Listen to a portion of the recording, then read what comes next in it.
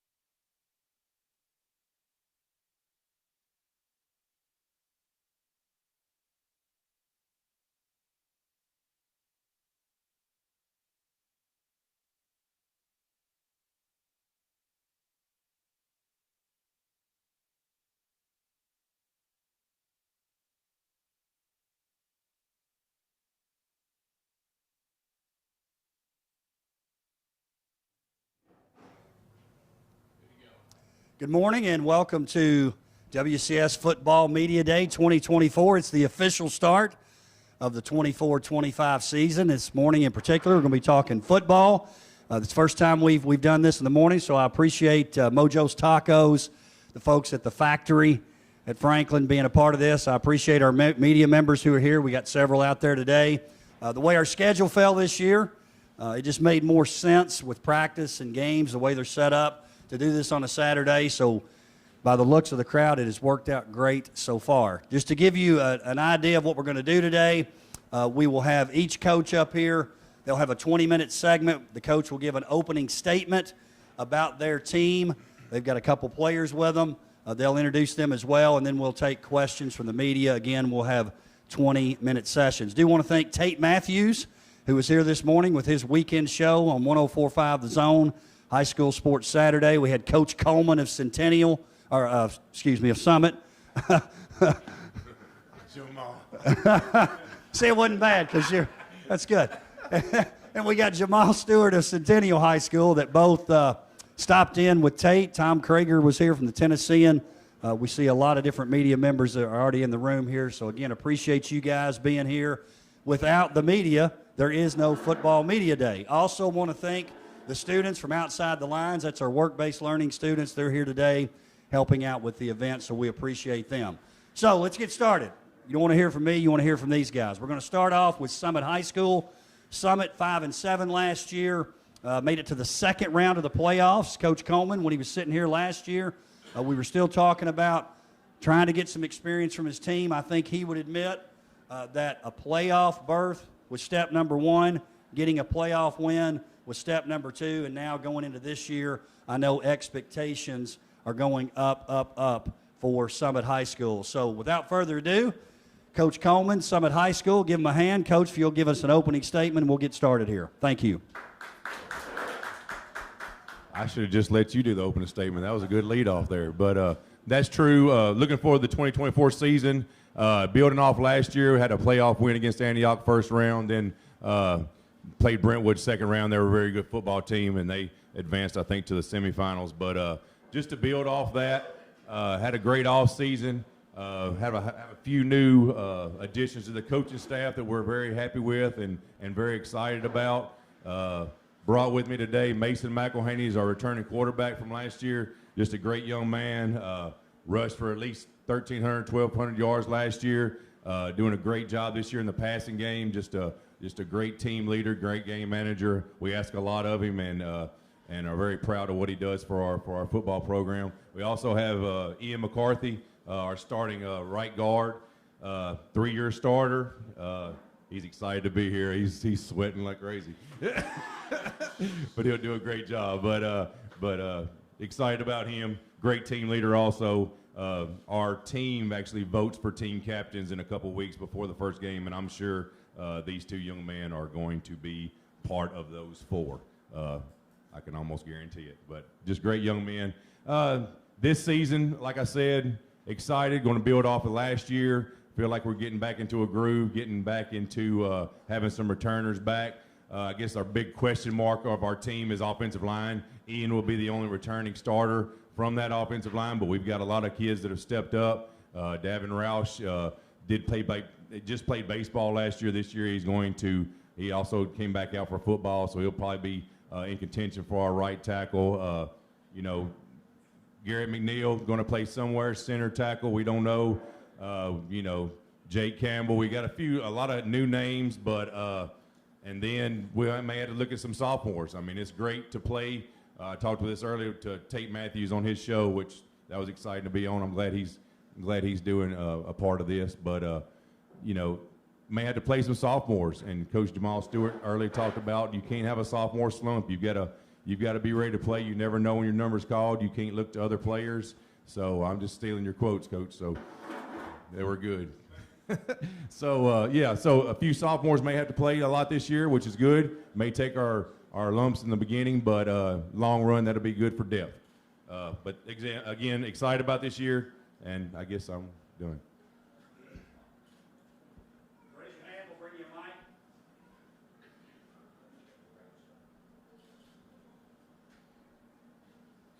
Coach, off season, how important was, you've got some new coaches, how important was to get on the same page with your assistants and knowing that they may be bringing some new schemes, but it's still, at the end of the day, it's still your program?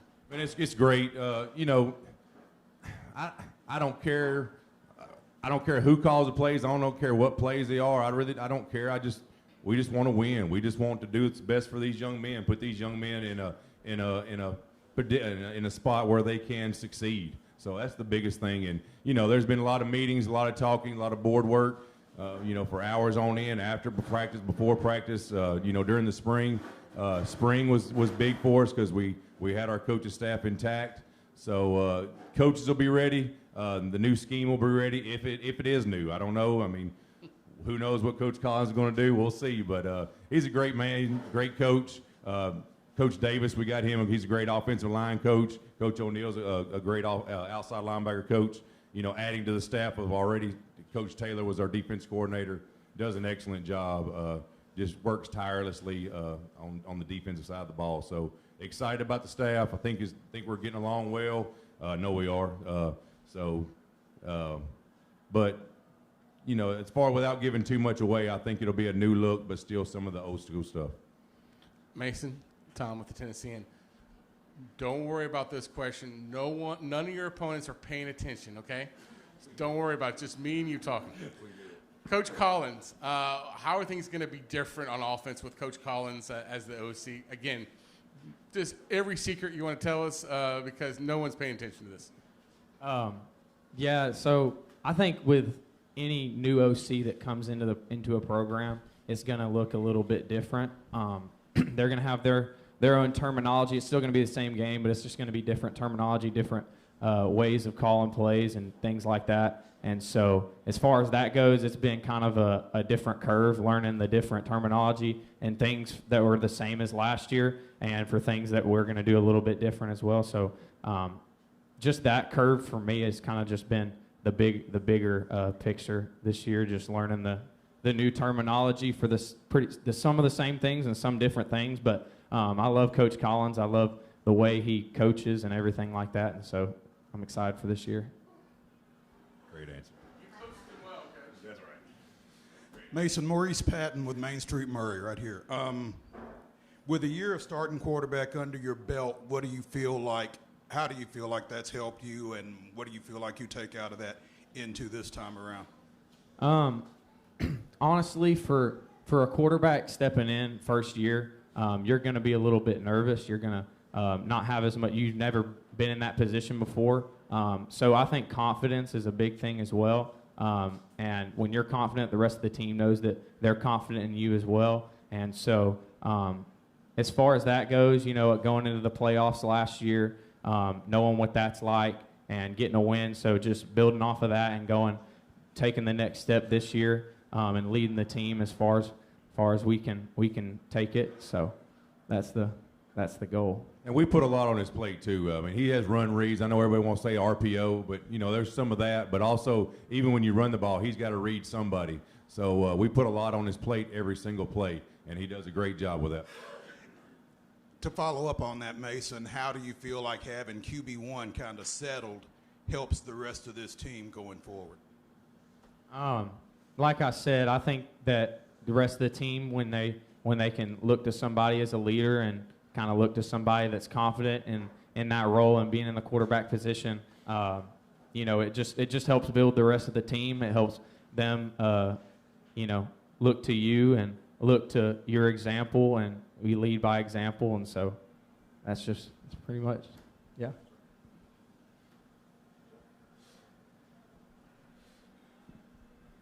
Ian, question for you. Would you rather sit here and do media questions or block a defensive lineman? Block a defensive lineman. Talk about the offensive line. Coach Coleman is always, that's been his area of expertise. He works with that a lot. Talk about what the line looks, how you're coming together this year. I love the line this year. We're all really good together. We've been playing with each other since 6th grade and middle school, even the Hawks.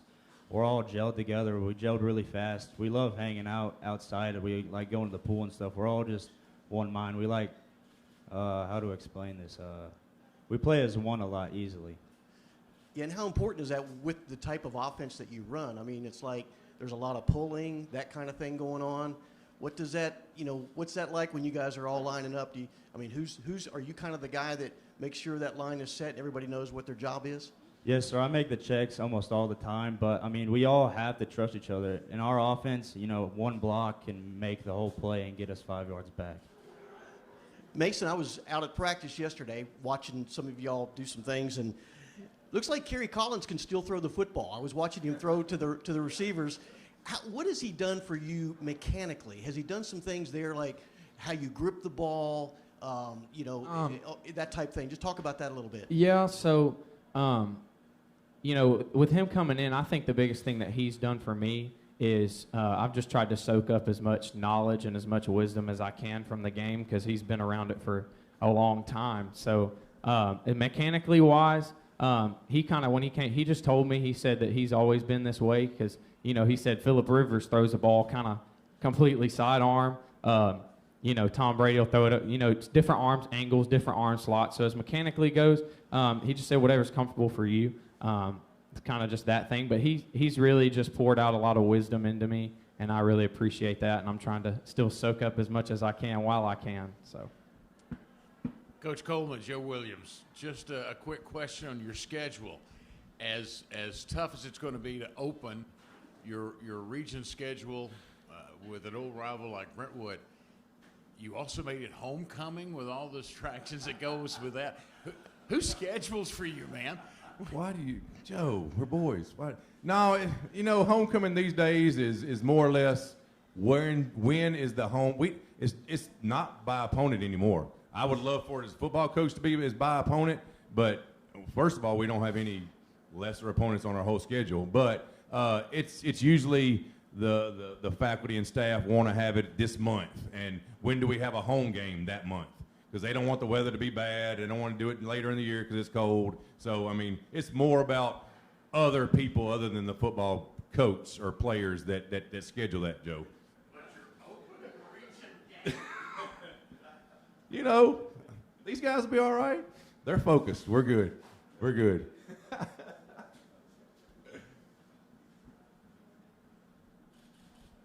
Hey, Coach Charles with the Williamson Herald. Want to give you the opportunity to kind of say something about the success side of things. I know we're just getting started. We don't have that identity really figured out yet, but come end of October, early November, what do you need your team to be able to do to find success and, you know, get another big playoff win and kind of advance through? Man, I think Charles, it's always a progression year to year. You know, even the state championship years, there were times we went to the semifinals, you know, and played a tough beach team and lost. And then, you know, your program builds, and young men like these guys build your program. So, you know, it's, and I don't want to put too many. I know we want to win a region. That, you know, number one goal, we want to win our region championship. But if we don't, our next step, get to the playoffs. After that, win a playoff game. You know, so then I just don't want to put too much pressure on them. They know the expectations of our school. As soon as they walk in the locker room, they see 2 silver balls and a gold ball right there. They know, you know, what's expected of them on and off the field from years past to make the teams before them proud of them. We break it down on pride every time. So, you know, we want to have pride in our program. You know, so whatever that looks like, as long as these young men are getting better each week as young men, as football players, I'm happy with that. Now, I'm not saying we don't want to win. You know what I mean? We want to win. We want to go 10-0, but we're not. You know, we're not tanking the season if we have a couple losses. To add on to that, if that's okay, I just wanted to add on to that real quick. Our class, me and Ian, we dressed for varsity our freshman year, so we're the last class that was able to see that state team, and so I think it was really huge for us, and being able to see that and see how they played and how they practiced and everything like that, and how we can, you know, build off of that and use that as an example for us, and so how we want our senior year to go. Coach Dana McClendon, WAKM. You talked about your offensive line. You didn't use this word, but I will. It's a little bit in flux. What about defense? How many returning starters, and in particular the line?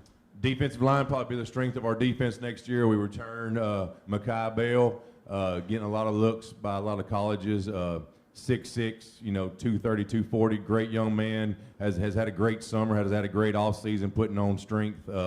And then another returner will be Andrew Switzer. So, I mean, the defensive line is going to be a strength of our team, I believe. So just excited about them. We've got, I mean, a couple middle linebackers. I think we have 4 rotating right now. We haven't even settled on. So excited about them. I mean, though we will have depth in the front 7. You know, not so much depth in the secondary, but a lot of Michael Crutcher, returning sophomore, had a great season last year. He'll be starting at safety. So a lot of leadership on the defensive side, we'll say. Got time for a couple more? Anyone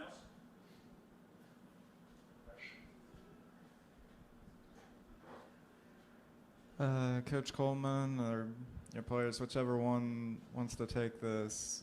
You mentioned you won the state championship earlier in your career. How do you feel like that helps you when the competition is so stiff in your district? I mean, it really is molded me, it's helped me as a football coach, and it's just, I mean, those 3 years we had 45 games, so we saw, as an offense, we saw every defense that was possibly thrown at us, so that's helped us mold our defense of what we read and our lineman check, stuff like that. We feel like film-wise, we don't get a lot of film on people having a tight end. There's just not many high school football programs anymore that have a tight end, much less a tight end wing. So we had to be prepared and during a game, even after the first series, of what a defense is going to do against our offense. So we prepare these guys to see everything, to see any kind of combination defensively that they can possibly see. So as far as that goes, I think that really, helped out a lot. And I mean, it was a great experience. I mean, as a coach or as any person in your job, you want experience, and that was a great experience and a positive experience on my coaching career and on my life. Joe with 615 Preps. Coach, last year you guys got that playoff win once again. I think we're used to seeing Summit win in the playoffs, and you beat a really good Antioch team. How important is it for that group to see that sort of success after maybe 2 years ago where you were kind of rebuilding and getting Summit back to what we all know it is? That was huge. That was a goal. I mean, for these guys who experienced that, I mean, there's a lot. I mean, if you make it to the playoffs, first of all, if you're one of the top 4 in our region, you're a pretty good football team. Our region is tough. Our region is full of great athletes. Our region is full of great coaches. So even if you get in the top 4, there's a chance, okay? I mean, I'm not saying other regions are bad. I'm just saying our competition is pretty good. So to get that win against a great Antioch team, a very, very athletic Antioch team at their place also was huge. As us being a 3 seed, so we had to travel. That was huge for the development of them to feel that next level of intensity and mode of what I need to do in order to progress on in the playoffs, or what's it going to take this season to get there.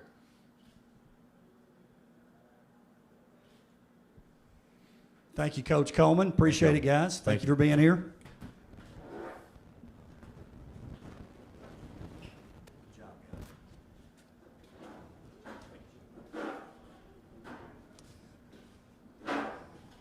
Great start there with Summit High School. Again, we're at Mojo's Tacos in the factory at Franklin. I would ask that our media members that are sort of in the back, we could maybe move up and fill those spots in. If we have guests who are here that want to come on in and watch the interviews, that's fine. But if you would, make sure you stay on the back row there so our media has great vision of the table and they can also ask questions. Next up on the table, we'll have Centennial High School, Coach Jamal Stewart. Last year, 10-3. Coach Stewart, first year in WCS last year. Coach, you'll be in the middle. Guys, one on each side. Everybody will have their own mic. This time last year, Coach was talking about his excitement for being here. We were certainly excited that he came into WCS. Now he's a grizzled veteran, year 2 in WCS. He's used to the media days and the different expectations we have here. Again, wonderful season for Centennial. 10-3 quarterfinals against Page High School, and I think we all felt like the winner of that game would make it all the way to the end. So, Coach, if you would, give us an opening statement on expectations for the year. Also introduce who you have here with you, and then we'll take questions from the media. Again, Centennial High School, Jamal Stewart. First and foremost, thank you everybody coming out. This is an amazing event. Looking forward to year 2 in our program. We have a good group of kids that stepped up to the plate to replace some of the guys that we lost. We've been having a tremendous summer. Everybody's been on the same page. The camaraderie is where it needs to be. The energy, the attitude, the effort, the things that they can control is right where we ask it to be right now. You know, the coaching part that comes in and development and things like that, but the things that they can control is right where it needs to be for us to move to the next level for year 2. I'm excited with the group that I have. Today I have Kenai Johnson with me. He's going to athlete. He'll be all over the field. And this, to my left, will be Riley Turner, our quarterback this year. He's made tremendous strides. He's a great leader in our program. I say this all the time, he's our coach on the field. Like I said, he knows how to develop plays. He breaks down film well. He gives great suggestions. And our offense looks a lot different with him at quarterback. So like I said, it's exciting. We returned 6 players on offense and 4 on defense, which I talked about earlier. I'm really excited with the opportunity to coach young guys. I pride myself and my staff prides themselves on development. I try to push away the sophomore syndrome, what I spoke about earlier, which is I'm going to wait my turn. No, I'm going to make it your turn right now. So we need to build depth and things like that. So I'm excited. We have our schedule will be the same, but as you can tell on our schedule, we play some top-tier opponents. Like we're 5A, but we play a lot of 6A programs, and you know that's what I pride myself on is getting them guys ready for the playoffs. You know, you have Brentwood and you have Summit and Independence and things like that. So, you know, we'll be battle tested and ready for 5A playoff time when it comes around.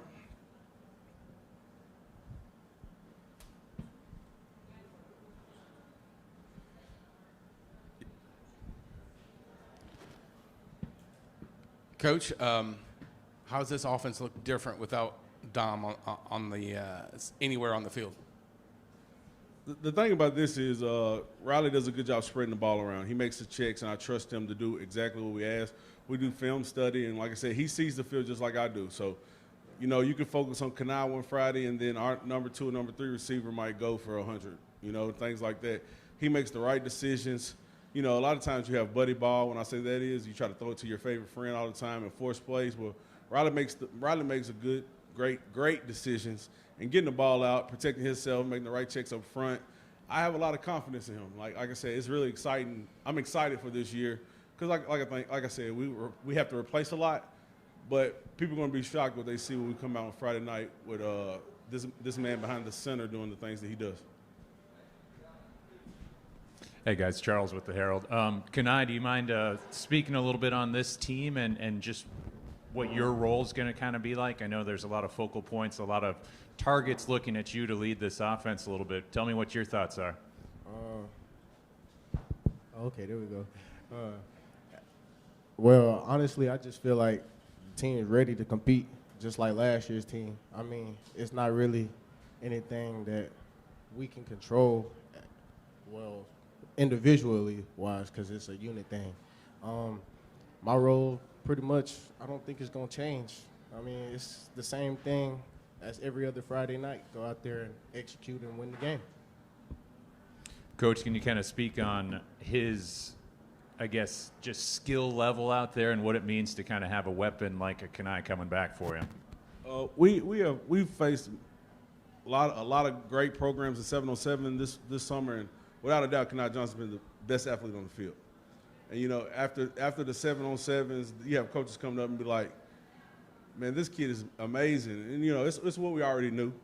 But like I said, Riley makes sure he gets the ball, and you know, and he's going to be all over the place. He's going to play quarterback. He's going to play running back. He's going to play wide receiver. You might see him at tight end. You never know. But he's a selfless guy. He just wants to do whatever it takes to win. And like I said, we graduated a lot. A lot of people think, you know, the tides will change, but these guys up here sitting with me, they're making sure year 2 is just the same as year 1, going in the right direction. This is Brad DeShiel with Dash to Sports. Coach Stewart, give me maybe a brief overview of the difference in coaching in Williamson County and where you were at Nashville East. I know it's 2 totally different programs, 2 totally different teams. One's, you know, divisions, I mean, everything. Is there anything that you see different in the 2, or is it pretty much same thing, I'm just doing it at a different school? Like Coach Coleman said, there's not a night off. It doesn't matter what the record is. On Friday night in this county, you're going to have to coach. You're going to have to prepare your kids well. And the guys in this county, and like I said, the coaches in this county, they when the lights come on, it means something to win in your county, on your side of town, a lot more. You know what I mean? So in here, what's different here is everybody goes to the school they're supposed to go to. You know, in Metro, you know, you can kind of pull your kids from all over the city. But here it's like these guys could have went to private school. So could my guys last year, but they chose to represent their side of town and represent their community. It means something to them. So, you know, when we put our blue helmet on, and I told them when the lights are on, it's time to go, they're not representing just themselves. They represent their mom, their dad, the past alumni of the school, the community, as well as myself. So we take pride in being a good representation of who we are and where we're from. Talk about, and I'm going to talk to Kanai and also Riley. Is there a difference? I mean, you guys played in 6A. Last year was 5A. I mean, you're still playing 6A teams. Anything different there, or just, you know, it's just competition? Like Coach Stewart said, I mean, can't take a game off. I mean, everyone, I mean, they're going to be good. They're going to be have a good game plan. And, I mean, 6A, Wilco, I mean, I think it's the toughest region in the state. So having to play those games and then having to turn around and play 5A games in our region, I think it's really tough. But I know we're going to be able to get it done. not knocking on the 5A or anything, but I feel like it's a difference in 5A and 6A. Well, speaking for me, because sophomore, freshman year, I had played Chris Parsons, one of the best quarterbacks out there. I mean, he was pretty good. I mean, the linemen, they're huge. I mean, everything's bigger in 6A, I feel like. But, I mean, everything's a decent size in 5A also. So they're pretty good competition either way that you look at it. Joe is 615 Preps. For the players, you guys got a coach last year who built East Nashville into a team that we expected to compete in the state championship picture every year. What's Coach Stewart brought to Centennial that's really kind of upped the program to where you guys are now? Energy. A lot of energy.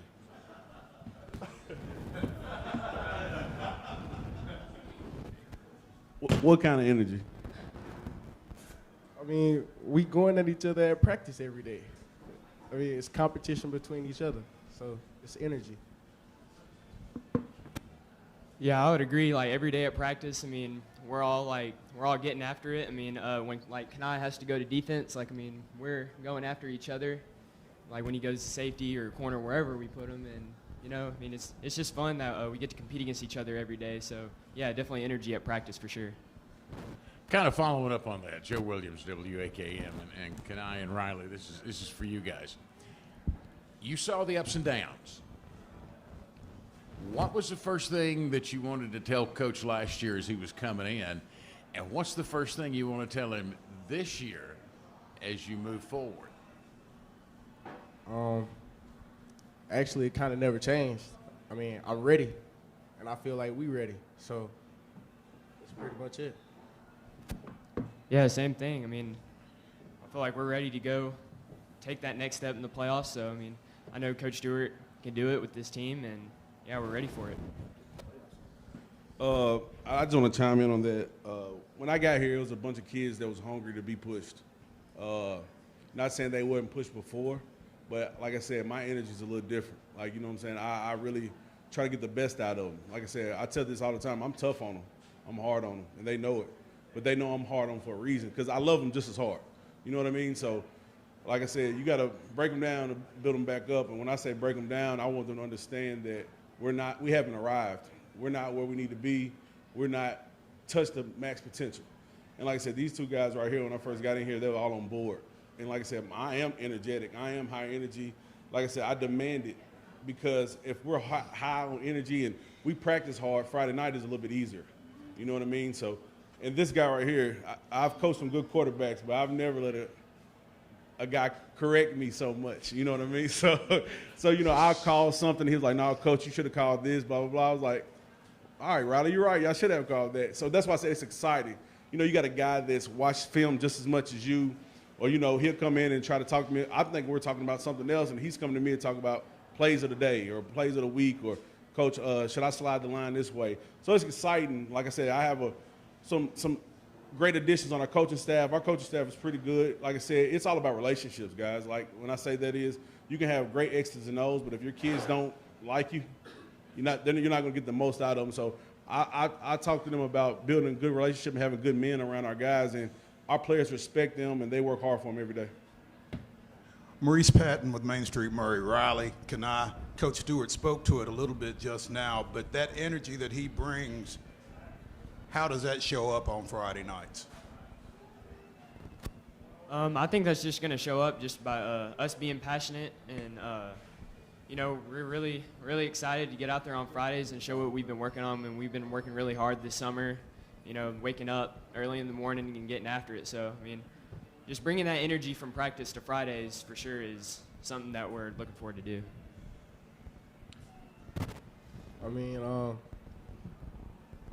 during 707, if I can refer to this, 707 kind of tells us, hey, you're on a leash right now because we haven't arrived. Like he said, we haven't arrived. So on Friday, when it's time to go, he's letting us off a leash and he's letting the dogs loose. So we're coming after you. Okay, perfect. That's a great segue. Coach, Dana McClendon, WAKM, less than a month from now, at Franklin, we need some bulletin board material. Let's go. Round 2. That's all I got to say. Like I said, we don't care who it is on Friday night. We got the same attitude, the same intensity, the same outcomes what we're trying to go for. I mean, you can give them bulletin board material. That's fine. It ain't going to change because our mentality is what it is. You know what I'm saying? The next man up, the next game up, we're going to play the way we play, you know? And it's the Battle of Franklin. What better game to start your season off with that? And just to let you know, like, this ain't the same old Centennial. Coach, I know this is the second year of a scheduling cycle. How close are we to Centennial Maplewood? Hey, man, he just texted me and said he was trying to find out if this was live, and he's going to be game 1 next year. So we'll make sure that happens. Like I said, that's my best friend. He's been very supportive, and like I said, he wanted to scrimmage, but I already had my guys lined up already, but he knows it's coming.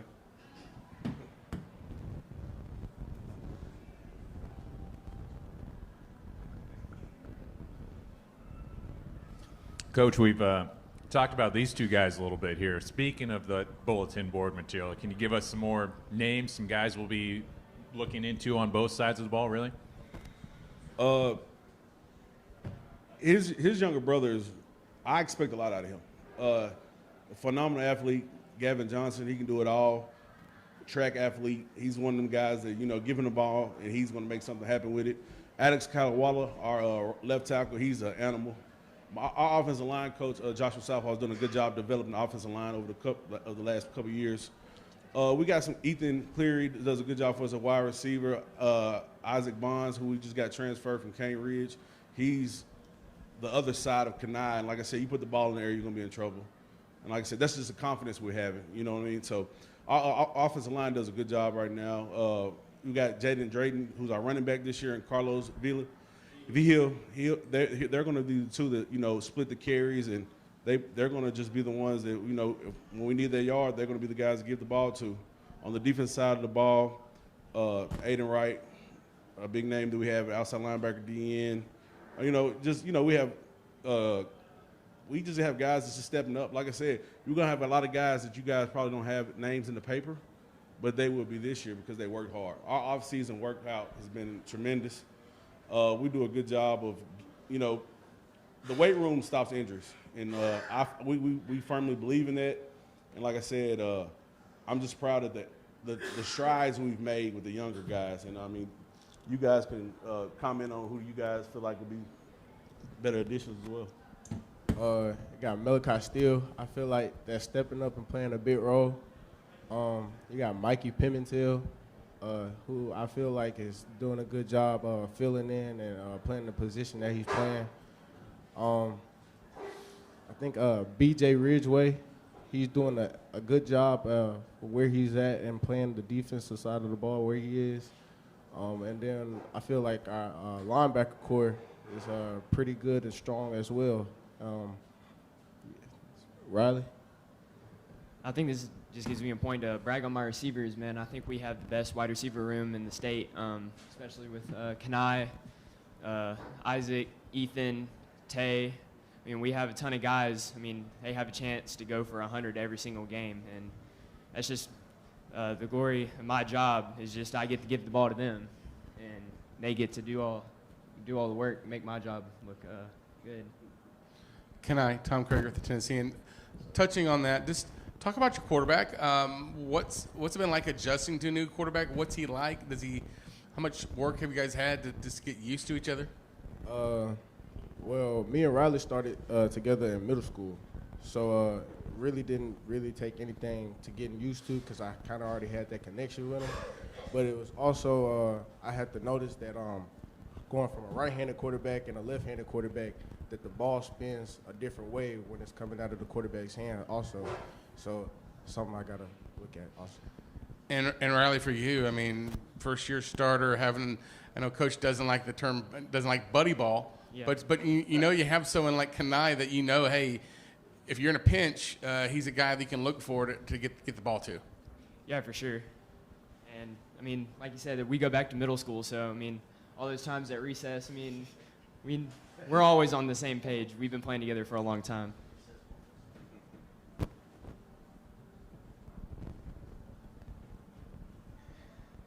Charlie Bateman, Williamson Herald. This question is for Connie, Riley, and Coach Stewart. Are there any challenges with going from 6A to 5A since last season was your first 5A season? Well, for me, like I said, I got here when they was transitioning to 5A, but, you know, coming from the school that I came from, we were 3A, and all my opponents were 5A, 6A, or private school. So I just think, I tell this all the time, a lot of people don't like this comment, but I mean it wholeheartedly. I don't care about the last 10, the first 10. I care about the last 5. I'm trying to get to the last 5 games. You know, like I said, when you prepare yourself, like my first year, I was 6-4 in East Nashville, and the parents were like upset because they're used to going 8-2. And I was like, y'all are used to going 8-2 and going home in the first round of the playoffs. I said, we're 6-4 and we won 6 straight, so we played 15 games.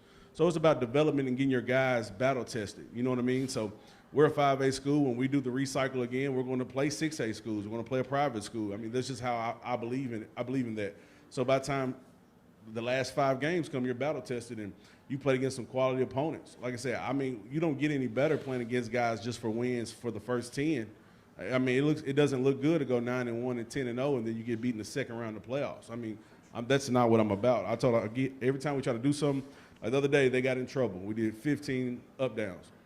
The number for us is 15. We're trying to find a way to get to 15 games, so that's our focus. Coach Riley, this offense in year 1 versus this offense in year 2, obviously you lost a lot of pieces from last year to this year, but how do you feel like it's going to look different? So everybody knows I like to run the ball. I'm a power counter gap scheme guy. I like to get downhill. I like to make you play the box. But this year, I promise you, it won't look like that. I mean, it's still in our toolbox, but I have 100% confidence in this guy to my left of making the right decisions. Previously, before, I used to throw the ball a lot. In my earlier days, when I was a young coach at Stratford, I was 4 wide, 5 wide the whole game. But now we got a new system that we learned in the offseason in Georgia. Me and our coaching staff went down there. We learned a whole new system, and it's expanded our offense tremendously. Like we have guys that have the option routes, and he has the right make the right decision on do I want to hand it off or do I want to read the option route and things like that. And like I said, practice has been going amazing. 7-on-7, we lit it up, but you know that don't always transfer to Friday night. But I haven't looked this good in 7-on-7 ever in my career until this past year, and we look pretty good. Riley. Oh, yeah, just what Coach Stewart said. I mean, we watched the film of the stuff they got from the coaching clinic in Georgia. I mean, I love it, and it kind of gives me some of the freedom to spread the ball around to all of our different guys, but it also, a lot of times, also gives me the option to just simply hand off the ball, because if you're going to try to stop all these wide receivers, we can also run the ball too. So I feel like our offense has a lot of tools that we can use this year. I can add on to it real quick. I feel like sometimes, like, no offense, but with that question, I feel like that y'all don't think that offense could do the same thing like last year because we missing like a Dominic Reed or a Tanner Lee or a DJ Curl. But honestly, I feel like this team is better than last year's team, and we could take it farther than they did. And I know that's off of confidence, but I wholeheartedly agree. Like, the team camaraderie this year is unreal. Like, they all get along. You know what I'm saying? They're all brothers. They have a good, like, they practice on their own. You know, I blow it up to go home, and they stay 15 minutes later.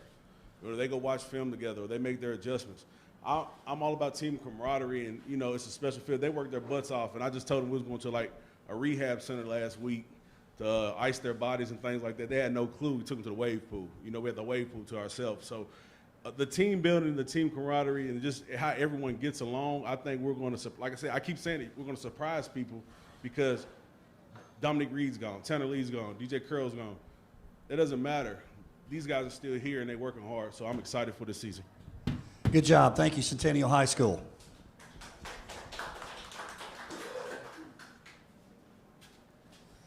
Up next, we'll bring up Fairview High School. Coach Hughes, come on up. One of the deans of coaches in WCS, not just in football, but in all of WCS.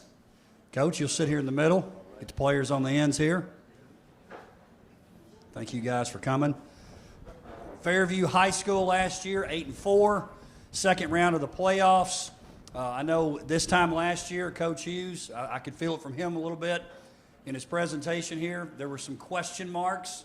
Hey, can we be like we've been? Well, 8-4 is a pretty darn good year, second round of the playoffs, and I know they're looking to build on it this year.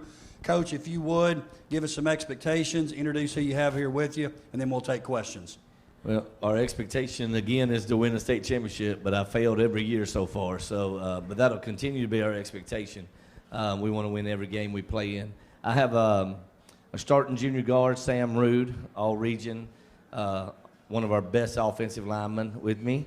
And I have Trayvon Murray, ran for over 1,000 yards last year, be our starting running back. And I'm really excited about this team this year. Last year we started off 0-2. And we rebounded to win the region. It was probably not one of the most talented teams I've had. I feel like we overachieved. So, and I want to do that again this year, but I feel really good and cautiously optimistic that our team is going to be a lot better than we were last year. Mainly because almost everyone we got back played last year. So we don't really have a lot of, we've added some pieces, but most of the people on the field have seen game time on Friday nights.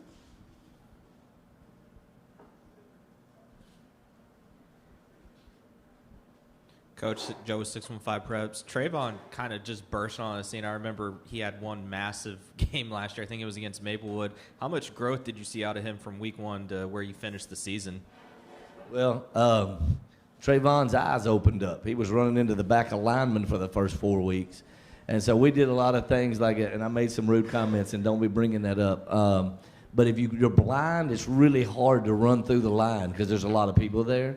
So once he got his vision, he really took over, and he got stronger as the year went on. And we needed every one of those yards against Maplewood. We barely beat Maplewood, and Trayvon was on the sideline. What was that? Well, go ahead and you tell it.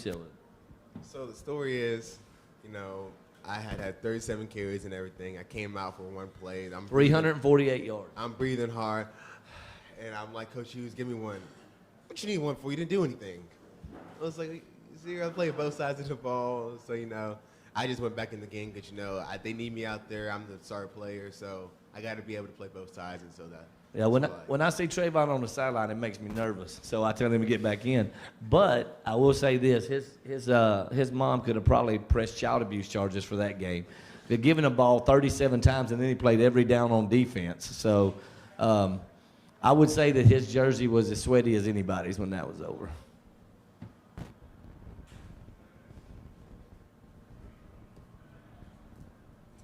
Hey, Trayvon, Charles with the Williamson Herald.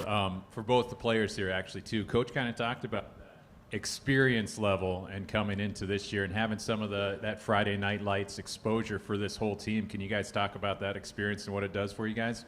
Yeah, so, you know, last year it was all younger guys, and, like, now we have those younger guys who now have that confidence that they did not so much have last year. And so, you know, on defense, we have some of our guys who played last year as sophomores who are now having to lead the defense too. And so, you know, I'm there to help them out. We have Sam on offense there helping them out. And, you know, Sam, he was a sophomore last year playing the varsity. So, you know, all I have to say is that it helped us out so much this year. You know, we all have that confidence now and everything. So, yeah. I think building off what Trayvon said, at the beginning of the season last year, we had a rough start because I feel like a lot of our players, being young, we played real timid and shy. And then once we kind of settled in and realized it wasn't as big as we thought and we could hang with these teams, we had a really successful season. And Charles, when we first started at East Hickman and I looked out there, I was like, this is my JV team. Like, it really was. Like, the year before, all those guys were JV. Now, they were good in JV, but Friday nights is different. And it took them a while to realize, okay, things are faster, hits are harder, you got to really get it in gear. And once they figured it out about midway through the season, I would say we had I don't want to call it, come to Jesus meeting after the loss to Waverly. And I said, listen, and y'all might remember this, but I said, we are going to win this region and we are going to be in the playoffs.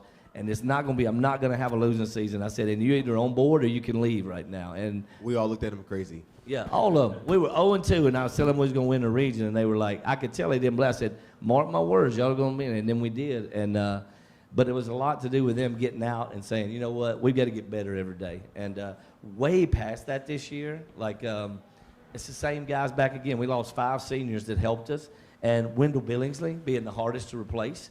But everybody else has been there. So coach has been really smooth so far. Everybody knows the terminology and they know what to do. So we're just getting after it. Maurice Patton with Main Street Murray. Chris, fair to say the last couple of years haven't necessarily been to Fairview standard, and if so, what changes this time around? Just like anything, players. That's what you know. We're 7-3. We're 8-4. And before I got to Fairview, they probably would have built a statue of me if we could have been 7-3. And now it's like, oh, whoa, it's Fairview. We're 7-3. So the expectations are a little higher. And I do. I want to win every game. I want to win a state championship for the community, for the kids, and I want it bad. And I feel like this group is coming along, but you still have to have those players. You know, here's the thing. The guys the last 2 years, no disrespect, they did everything I asked and did hard. It's just talent. And this group is more talented. And the group under them is more talented. So when you ask me that, I'm saying you're going to see better players on the field because that's how you win. Like it really is. And it's no disrespect. These guys have grown up playing football. You go through years where you've heard up and down years. That's nothing to do with the coach. That's all to do with the players. Up and down years ain't because, oh, I lost an assistant coach. We're not as good this year. That doesn't happen. I'm pretty sure these guys could go out and win 8 games this year without me. They don't need me, but they know how to play football. And I'm really excited. So, Mo, I hope we get back to the Fairview standards you believe in because all the old heads at Fairview expect us to get back there too. So, Trayvon, do you have to hear your dad tell you that he was better than you? Unfortunately, I do all the time. And, you know, he threw me into football at a young age. You know, I was 6 or 7. First time I went out on the field, I think I tackled my own teammate, which is kind of nice. I can't do that now. Or coach would look at me crazy. So, yeah, you know, he kind of has an expectation of me. You know, he's the one who helped me open my eyes last season. And that's why I kind of like, you know, having a dad who did play football, who's experienced too, it helps me out so much. He knows the game. He knows, you know, kind of those kind of secret things, like how to, you know, some things that not everybody knows. And so, you know, I just love when, like, he coaches me, but then after a bad game, when I get that conversation, that's when I'm like, okay, now you can hush a little bit. Maurice, there's no question his dad was better than he is. Trayvon's really good, but his dad was special.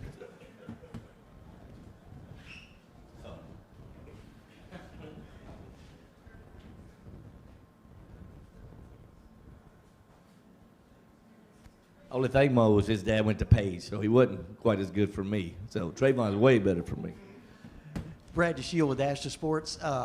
Do you having the first 3 games at home, does that help a little bit? I mean, is it, you know, you got the hometown crowd, and how much is Fairview a hometown type team? No. Yes, it helps having it home. The schedule's whacked. Like, you know, look at our schedule. It's like nuts. You can't find anybody to want to play you unless they think they can beat you really bad. Right. And you don't want to play anybody that you think is going to beat you really bad. So then we're scheduling. Then you have to look at who's home, who's away. Work that out with them because, you know, your first games are non-region. So those teams either need a home game or away game. Right. So last year our first 3 games were away, and we lost 2 of them. Now we're at home 3 games. So will it help us? Absolutely. Those East Hickman and Waverly's, now they got to come to us. Our winning percentage at Fairview is out. I imagine it would rival anybody in the county. Right. We win at home. And so them having to come to us is really good. And our town is excited this year. Like, we're having a cleanup day today. There's so much going on right now, but it's all around this team and getting ready to go. And again, like Mo said, the expectations are really high. Right. So we better not come out and lay an egg against East Hickman, because if we do, I'm going to be in a bad mood on Monday. You got 2 games to come in the next 2 weeks, right? Yeah, y'all be putting me on the hot seat already in week 1. For Sam and Trayvon, what do you want to do differently this year that you didn't do last year? What are some things that you say, you know what, I can improve here, if I do this differently, that kind of thing, and give me that answer. I would for sure say communication. You know, sometimes, like in Independence last year, it was their homecoming. It was loud, like so freaking loud. And we can barely hit the play calls. And so, that communication is key, or you run the wrong plays and stuff like that. So that's one of them. Also, just leading on the field. I'm an upper guy or upperclassman now. So, we had Wendell last year telling us everywhere to go. So now I kind of have to know where everybody has to go, all the positions. And, if somebody runs the wrong play, I'll be like, hey, that's okay. And play the next play because, like Coach says, you get 4 seconds to be down on yourself. Then you got to get up because you can't keep your head down or we're going to lose that game.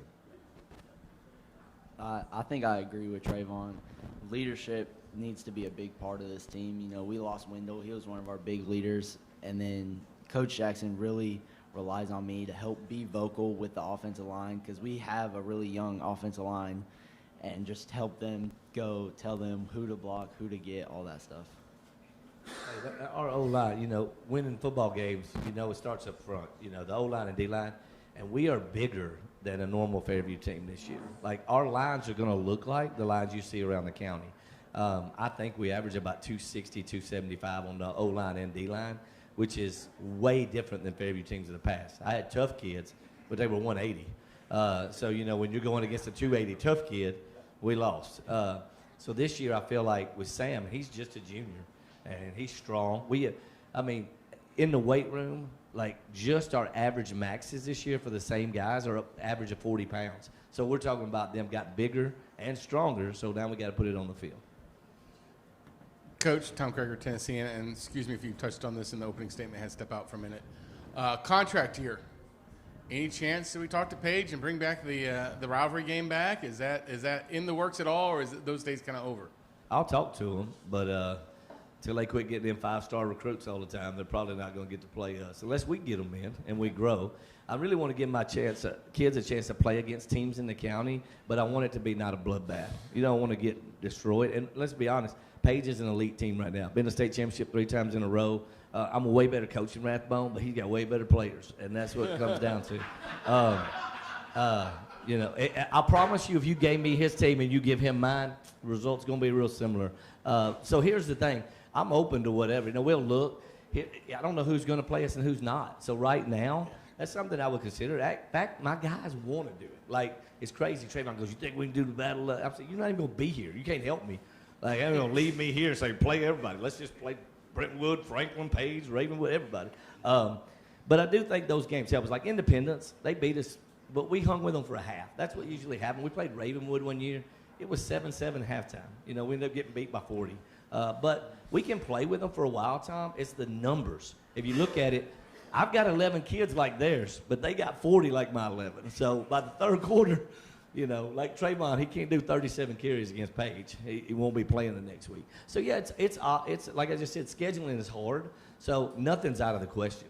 And I know Rathbone would like to do that, and I know Darren would like to do that. So we'll think about it. Again, it's got to be the right time and everything, because you've got to think about load management, kids staying healthy, when the loss will occur or the win will occur, because it affects the team morale. So anything's possible. Dumb and Dumber, there's a chance. Kind of following up on that, Sam and Trayvon, I've often said Fairview's the best kept football secret in Williamson County.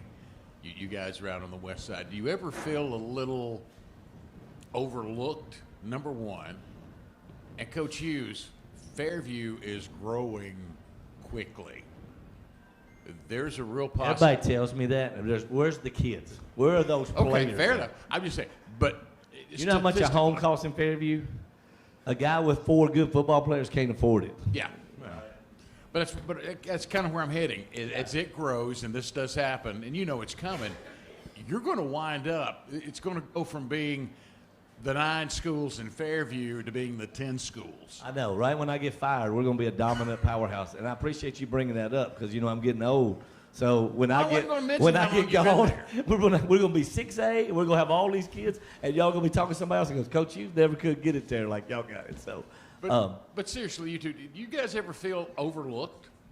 I would say I feel overlooked a little bit, being a smaller Wilco school. Everybody's like, okay, they're easy to beat. And I kind of think that's what Independence thought. And, that game we did lose and everything. But our team, we didn't really think of it as a loss, really. We stuck in there, and we were really surprised by the end results. I mean, we didn't win. on the schedule, but in our hearts, we really did win. And our community does help us out a lot. And that's what I love about Fairview, that small town community. You know, we all come together for those games. Like, the whole entire town comes to every football game. The stands are packed. It's loud and everything, you know. I'm just saying, I just think that until we, you know, expand a lot more, I think we will continue to get overlooked. The Indy student body was different. Our kids love playing there because of the independent student section. So our kids at Fairview got to see that because we have a good student section, but not to that level. What do you think, Sam? Trayvon's absolutely right.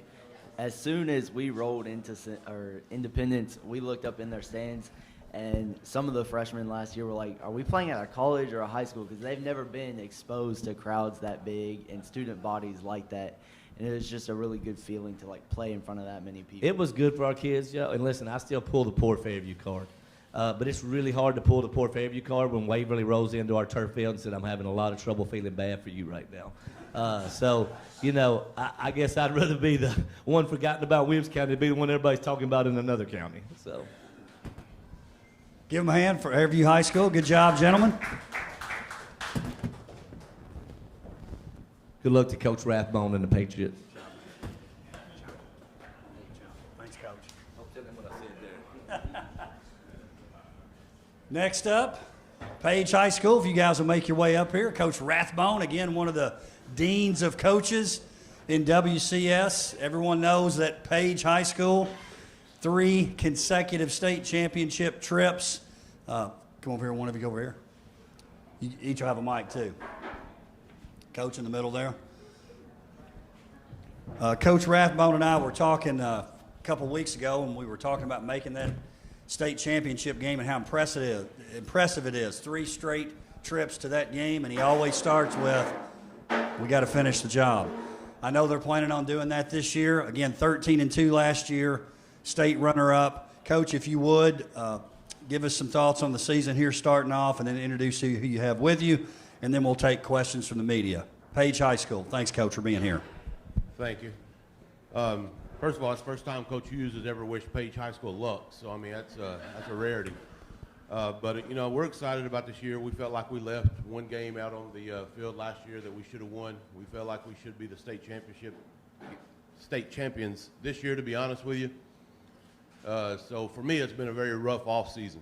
You know, it's been a very, very tumultuous time, and you learn a lot from those experiences, and you learn a lot about who is truly with you and who is truly there for the right reasons and who truly wants to be what we should be about as coaches, which is making these young men become better young men, making them become better productive members of society and helping them grow and achieve their dreams and all this stuff. So we're excited about this season coming in. Obviously, I got Eric here. Y'all know him. He's kind of like the media darling. I tease him about that all the time. If his quarterback, he'd be perfect. You know, he gets so much attention. But he's obviously a great player. He started 45 games already, you know, so hopefully he gets through his season and he's up to 60 and can't really play more than 60 games in a 4-year career. You know, and Ains, Eric, by the way, a Louisville commit.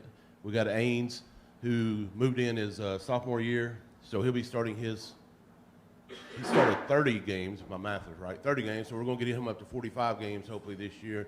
And he's a Wisconsin commit. Both these guys, I can't say enough about them as far as their character. I mean, they are true leaders. And, you know, I could get up here and go on all day long about these 2 guys. And they're very different personalities, very different ways of approaching the game. But, you know, where I'm the biggest fan of these 2 is the way they approach life and that they go out and they really talk to every kid in the school. And they're there for every kid in the school. And they volunteer for everything. And I think that's symbolic to what we are at Page High School. And, you know, I tell the kids, and I remember telling the flag football team back in the spring, you know, to me, Page is more than just a place on the map. It's a place in your heart. And it's a place where these kids can always come back to and be a part of and work out, lift, whatever. And these guys kind of embody that, and they're very symbolic of that perception. I just can't say enough good things about them. And we got others on the team too, but these are the 2 that are here with me, and I couldn't ask to be surrounded by 2 better kids. Joe is 615 Preps. Coach, I think we all just kind of assume Page defense is going to be probably the strength of this team this year, thanks to guys like these and everybody else you have coming back. Offensively, what can we expect to see out of the team this year? Well, defensively was the strength of the team last year. I mean, to be honest with you, we got 8 starters back on defense, and last year the defense set up a lot of our offensive possessions. You know, anytime we kick off, we start them at the 20. They get 3 or 4 yards, they punt. In high school, you probably won't get the ball back around 45, 50-yard line. Makes that short field. And if you look at the numbers and the statistics, your chances of scoring points goes way up if you start around that 50-yard line. So offensively this year, we are going to be a little different. You know, we don't have that quarterback that has the experience of slinging it all over the field. We got 3 or 4 starters back. We are going to be big up front. I think we will be very good up front. But obviously we lost Cunningham, so now we got to find a running back as well. The best running back on the team is right here. But how much do we play him on offense that hurts defense? Okay, another running back that could help us right here. But again, he's rushing that passer. You've seen him play. He's 100% every single defensive play, which he should be. So how much does it bring the defense down if we throw him in the backfield or him in the backfield? So we got to be smart in how we approach it. What we're truly going to be offensively remains to be seen.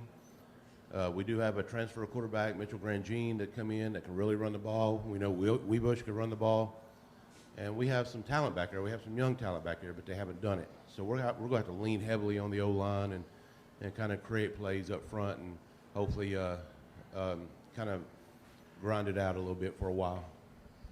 Coach Tom Krager of the Tennessean. You touched on the quarterback situation. 3rd new starter in 3 years, I believe. As a coach, how tough is it to go that many years in a row with a brand new signal caller? Well, you know, it's good and bad. You know, it'd be nice to have started a freshman, McNamara, that first year. If he'd been a freshman and just go for the next 4 years with him. But that's not a luxury we have. So the good part of it is that at least those guys are in the rotation and they're getting that experience and they're learning the system and all that stuff. And then they're getting up to their senior year and we're putting a ready-to-play guy in. The bad side is kind of what everybody knows. I mean, how are they going to respond? How are they going to play? Are they going to be able to stand up to the pressure of high school? And don't get me wrong, there's a lot of pressure in high school. You know, that's more now than there ever has been before. So it's the bad of it is, what do we have? And that's why we got to count on some leaders like these two to, you know, we're going to have some rough patches. We're going to have some rough moments, especially offensively. But we gotta keep our eye on the prize and maintain that goal. And these guys have got to lead us to that. Coach, 3 straight championship game appearances, 3 straight silver balls. Do you feel any pressure? Do players feel any pressure to say, hey, it's time to go back and finish it off this year? Obviously, you came within 1 play last year. I mean, do you think about that? Say, man, we are so close. Let's finish it off this year. Man, do I think about that? I can promise you that there's, and I'm not exaggerating, 5-6 days a week I will wake up in the middle of the night thinking about what we could have done differently in that state championship game. It's like a haunted house for me. It haunts me. You know, there was a lot of mistakes made in that game. We played a team that did not have 1 penalty all game long, not 1. You know, so we gotta realize we gotta play to that exceptionalism and be better. So I don't think these guys are feeling pressure because all they can do is play football. Control what you can control. You can control your body, how hard you work in the weight room, how big you get, how strong you are, how fast you are. But you're not going to control what happens next week. You can prepare for what is going to happen next week, but you can't control it. So all these guys can do is do their job. I can't have Eric trying to do too much. I can't have him getting out of his pass rush lane and the quarterback getting outside of him and getting yards. I can't have B, you know, thinking he's got to come up and stop every play if he's supposed to drop in that curl to hook. So, I mean, and these guys are really good at being coachable and understanding the system. So I'm not too worried about that. My concern about them is listen, they got a big career coming in front of them. I mean, I wouldn't be surprised 5-6 years ago these guys are playing in the NFL. But don't wish away your your high school career. You know, you're only a kid once. These kids here in 6 more months will be at Wisconsin and Louisville. So they got 6 more months of being a kid. And that's what I want them to enjoy every single minute. And I know they see what's out in front of them.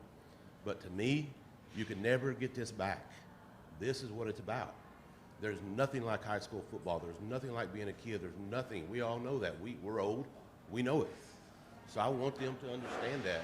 And I try to remind them about that regularly so that they enjoy this experience. Because it's not life or death. As bad as that state championship hurt last year, as much as it haunts me, you know, yesterday we had kids driving down to a funeral of a kid that lost his dad on an accident. That's real life.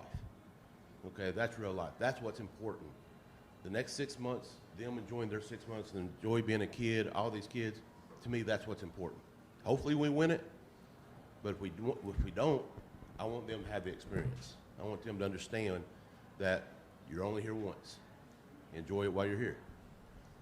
Coach Joe Williams, WAKM. It's funny that you went there because my question was for Eric. You're a senior.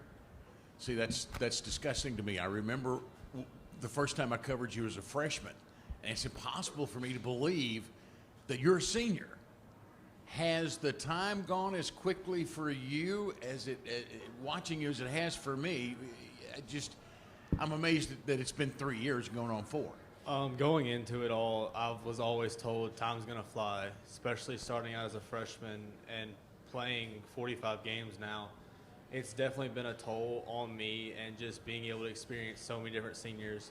I'm still in contact with Aiden Lanier and Jake McNamara from my freshman year. They're still brothers to me, but it's definitely flown by a lot faster than I thought it would, and I think this senior season is going to fly by even faster. Well, that was my next question. How do you guys try to slow that down a little bit? Do you take an extra moment every game? Or will you take an extra moment every game, maybe before the game, just to soak things in? How do you slow that down? I would definitely say there's a lot more moments in practice where me personally, I take a step back and just realize what all we have. And then even last year, there would be times that I would, in pregame, just look up in the stands and look up in the atmosphere we have. Because when I came in as a freshman, we didn't have that big fan base like we do now and that we've built. And schools, especially, and alumni that come in, they want to see winning. And to bring that to Page starting out in my freshman year and to see the growth of our student section, of alumni coming back, it's really special to us. Yeah, pregame and like just in practice and stuff, I try to enjoy every moment and I don't take it for granted. Eric, Coach Bone, Maurice Patton with Main Street Murray. To follow up on what you just said, Eric, you know, you were right there on the front of this. 45 games you've played in your career. Page football has been transformed. What does that mean to you to have been such a key part of that? It's definitely means a lot to me. For me to be as leader freshman year, coming into senior year and just still leading how I've always led. It's not always perfect, it's not always good, but I'm going to give my all to Page football. And I think that's the difference between us and a lot of other teams is we're all together. And some of the guys that I've been playing with, like Brennan, we've been playing since little pee-wee ball. Like, our relationship's a lot stronger than most other teams, and we have that all throughout our senior class, and especially with some of the younger guys, especially on our defense. Getting 8 guys back, it's just a lot of bonding that we've had, and we know how each other plays. Coach, Page football has gone from being the hunter to the hunted.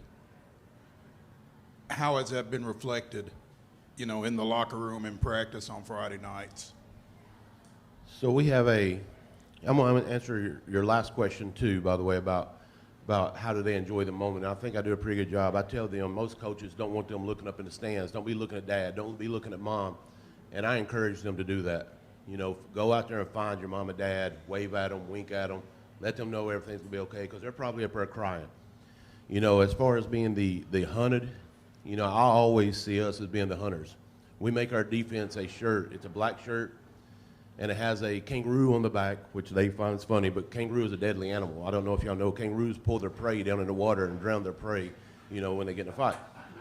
But across the front, Across the front it says Predator. It's got a picture of the Predator, the movie, and it says Predator. And that's what our defense lives by. We're going to be predators. We're going to go after the predators. And I asked B, I said, well, I'm going to come up with a shirt for offense. And he said, what are you going to put, a rabbit? Or prey? You know, so, I mean, so what I did was I came up with, or I didn't come up with, I'm a big Cobra Kai fan. So I took the Page logo and put around that Cobra Kai, strike fast, strike hard, no mercy, that kind of stuff. So, we're having some fun with it. But I remember when I was first hired, it was just get us to the playoffs, and then it was just get us a home playoff game, then get us to the second round, and now we're talking about state championships. You know, the expectations continue to rise. You know, and I come in after the state championship game last year, and there's a parent letter to Dr. Hill signed by 5 groups of parents wanting me fired, you know, because we lost the state championship game. But my goal never remains the same, never changes, is be a good influence, be a good role model for these kids. If I'm sitting here at Mojo's, not that I think anything's wrong with it, and I'm preaching to these kids, they don't need to be going out and drinking. They will never walk in and see me, you know, drinking a beer, ever. Ever will they see that, because I believe that strongly in being a role model for these kids. Page has changed. If you haven't been by it lately, go by it. It's different. It's a beautiful place. But it's still a place that's deep in my heart that I love. I want these kids to love it. I love these kids. I'm not afraid to tell them. I don't have to be a hard butt all the time and act like I'm some tough, mean guy that tries to scare them. I don't want to scare them. I want them to know they can come to me when they have a problem. So even though Page has changed, the expectations have changed, I'm still going to be the same person I am until Dr. Hill tells me she don't want me anymore. So, and if that happens, then I'll hopefully end up somewhere else teaching that same message.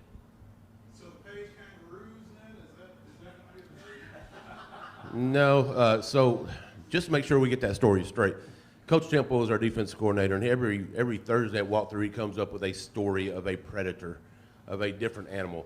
He came up with kangaroo one day, and because I told him, I got my kids at home believing that I'm scared of kangaroos, which I'm not real. I don't even know anything about them. Other than they carry their babies around in some pouch, which I feel like that's weird. But I mean, so anyway, I mean, he tells a different story. The kangaroo one was the one that kind of took with these guys, and they laughed and they enjoyed it. So, you know, to surprise them, we put the kangaroo on back of the shirts this year.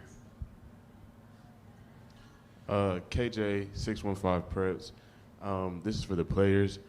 With all the experience you guys have going into this season, where are you guys most confident when it comes to leading the defense?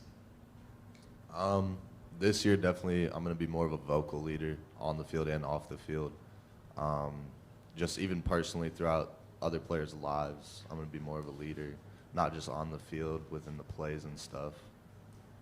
My role this year is more of leading by example, because I know my backup's very young and he has a lot of room to grow. So my biggest thing is taking over the entire D-line and showing how we do things step by step, but also giving it 110% effort. And if you're going to mess up with 110% effort. Don't ever quit. Brendan, we talked after the state championship game, and obviously an emotional time, and I kind of asked you, you know, how do you take a step forward, and your whole demeanor changed, and you're already looking towards this season. For you, what's this offseason been like, and I mean, what kind of improvements have you made since the end of last year?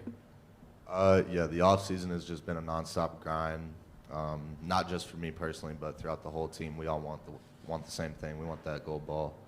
I believe I told you we're going to win it this year.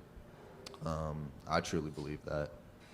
And, you know, just throughout this offseason, I've been just trying to better my game, better my pass rush, just working on, you know, perfecting my technique.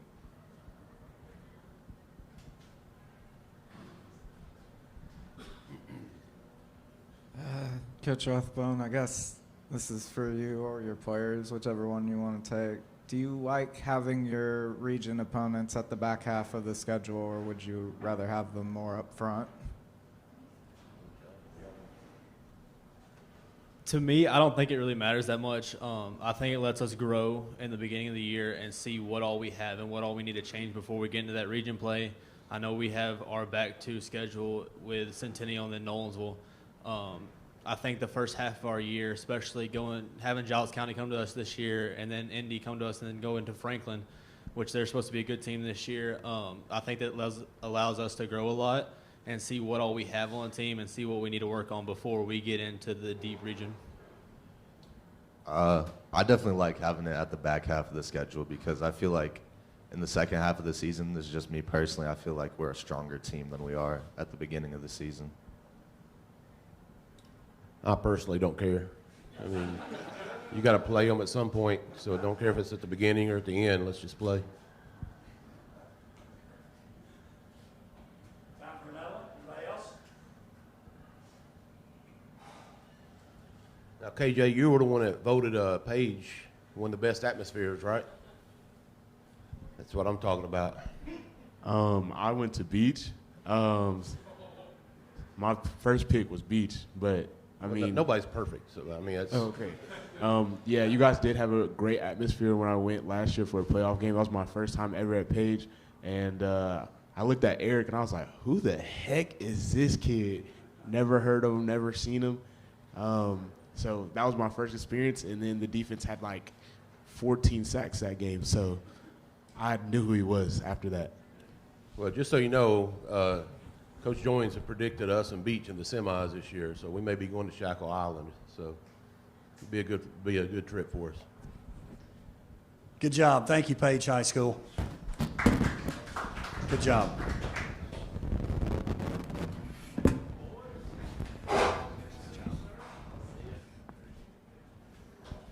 Great job, Coach Rathbone. Up next, we'll have Nolensville High School. We can round up Coach Derrick out there. As Nolensville makes their way to the stage, Kyle, if you'll get Coach Derrick, yep, as they make their way to the stage here, do want to thank the members of the media who are here today. Can't have Football Media Day or any other media day without members of the media, so we certainly appreciate you being here. We appreciate the factory for making this thing happen for us. Going up, Coach, you'll sit in the middle, 2 players on the ends. We appreciate them hosting us once again. Walker Chevrolet for all they do for the district. Mr. Tate Matthews, Matthews Team Sports, and Adidas. Tate had his Saturday show on there right before we got started. That seemed to be a big hit with our coaches as well as the folks here coming through the factory. Coach Derrick is up for Nolensville High School. They finished last year at 8-3. I think because of the ending, they were disappointed first round of the playoffs. Coach won't make excuses. They had some tough injuries there towards the end of the season, but it really, I don't think, tells the real story about what kind of season they had last year.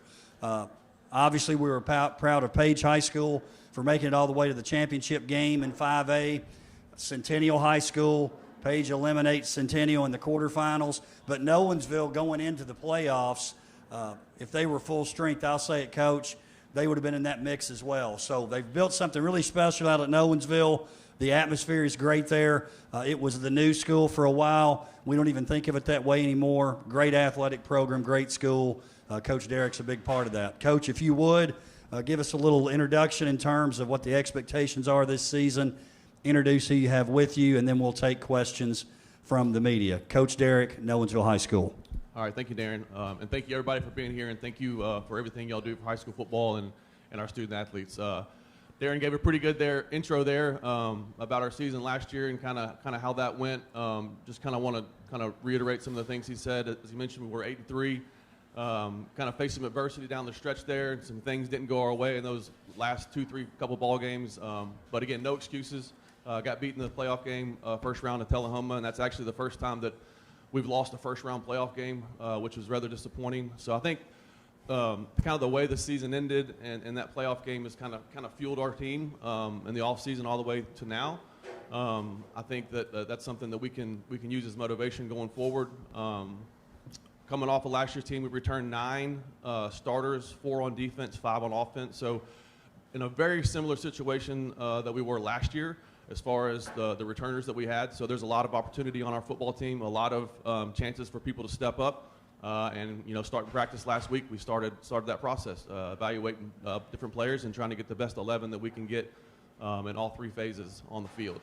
2 of those 9 starters I have here with me today. Over here I have Nolan Tenney's, started at defensive end for us last year. Will probably play some on the offensive line as well this year. Over here we have Landon Smotherman. Landon is kind of the Swiss Army knife of our football team, if you will. Plays slot receiver for us. He's was our holder, our punt returner. Did a little punting last year. Very athletic player. Can do a lot of things for us. So two great young men and two really good football players that we have here today. And we're excited about the season. We're excited to represent Nolensville High School here today. With that, we'll open up for questions.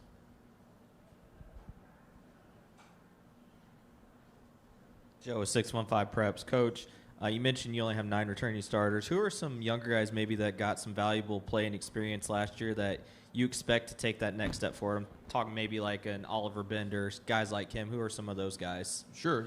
Obviously Oliver, he was our lead receiver through the first 3-4 ball games. I don't think we expected that from him as a sophomore last year. Josh Hicks was a starting corner for us last year as a sophomore, and he'll probably play some running back for us too this year. Being a sophomore and starting on defense, we really didn't want to put a heavy load on him as being a two-way guy for us.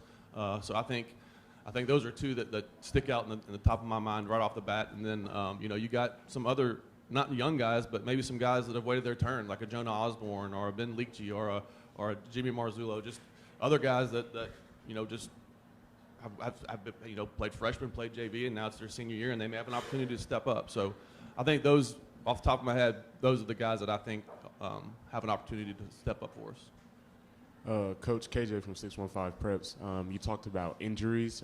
How do you plan on limiting those and keeping the guys healthy this year? Yeah, I think we try to be smart, man. Obviously, when you football's a physical game, right? So you got to practice physical, but I think having a fine line about being physical, when to be physical. How you practice, how long you practice. As the season goes on, it's a long season, maybe cutting back practice times towards the end of the season. I think those are all the things that we kind of consider. But again, sometimes injuries, they're just going to happen. We try to do our best to prevent them and keep our players safe. But, football's a physical game, and, those things happen. For the players, obviously you guys play in a brutal region, just so many good teams. When you look at your non-region schedule, though, with Rockvale, Antioch, Summit, you guys are going to be battle tested should you come postseason. How well do you think that's going to prepare you to make another run like we typically see Nolensville make? Well, I think our philosophy on scheduling is obviously you want to have some pretty good balance to where you're not getting yourself too banged up, but you want to have those competitive games. And I think our schedule is very, very competitive. You mentioned Rockvale, Antioch. I think they're going to be a really good football team this year. And then in our region, you got obviously Page and Centennial, and then last year Hillsborough was a tough game for us. And I tell you what they're doing out there at Lawson, Coach Lilly, got tremendous amount of respect for him as a coach and as a person, but they're doing a great job. So, it's going to be a tough schedule, but should we be fortunate enough, and it is our goal every year to make the playoffs, but so should we be fortunate enough to get in the playoffs, I think playing a schedule like we have will be beneficial.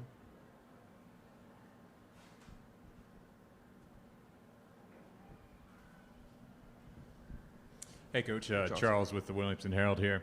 I know we're just, getting underway here a little bit, but can you kind of break down the identity you might have figured out with these guys so far and what you're working for, or some of the insight here on this team as a whole? Yeah, we're still working on that identity. I know I say it every year, and it's kind of a cliche, but each team has to create its own identity.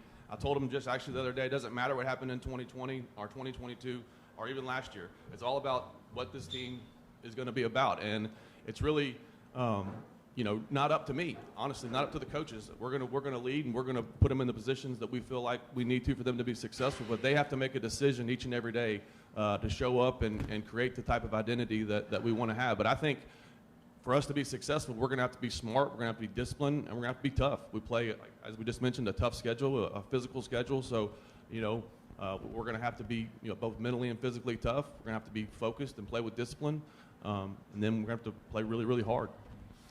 Nolan and Landon, do you guys speak a little bit on the leadership role that you guys are trying to provide this season for this team? I know we have a lot of people trying to step up, trying to do their job, and I think it's really important to have some of the older guys, and especially the people that are out in the field, kind of lead them, tell them what to do, tell them what not to do, and just kind of take control of the locker room. You don't want too much going on, but you still want to have a fun environment. So just have them, point them in the right direction, but not force them into anything. I think that we have some seniors who aren't have that role as a leader, but definitely need to know that they're being looked up to. I can think of multiple examples of seniors that, think that just because they're not called a leader or not on the leadership council that we have, that they don't need to, they're not looked up to by younger kids, and I just think that once we figure out those guys who can step up and also lead with us, then it's going to make it a lot easier for us. So, Brad, I'm Brad DeShield with Dash to Sports. Coach, have you got a starting quarterback? Do you have that in place? And I know there's key pieces. You got to have that offense run. Somebody's got to run that offense. Have you got that worked out? Still competition going on there? We're still working on it. Still working through it. Obviously, through 5 practices last week, and honestly, I could see it going all the way up to the first week of the season. We're going to evaluate all of those guys as much as we can to try to get as much data and information to make the best decision for our football team. And that competition is still ongoing. I want you to, all three of you, if you will, just describe what went through your mind after that loss against Tullahoma, and how what will that do to kind of kickstart this season?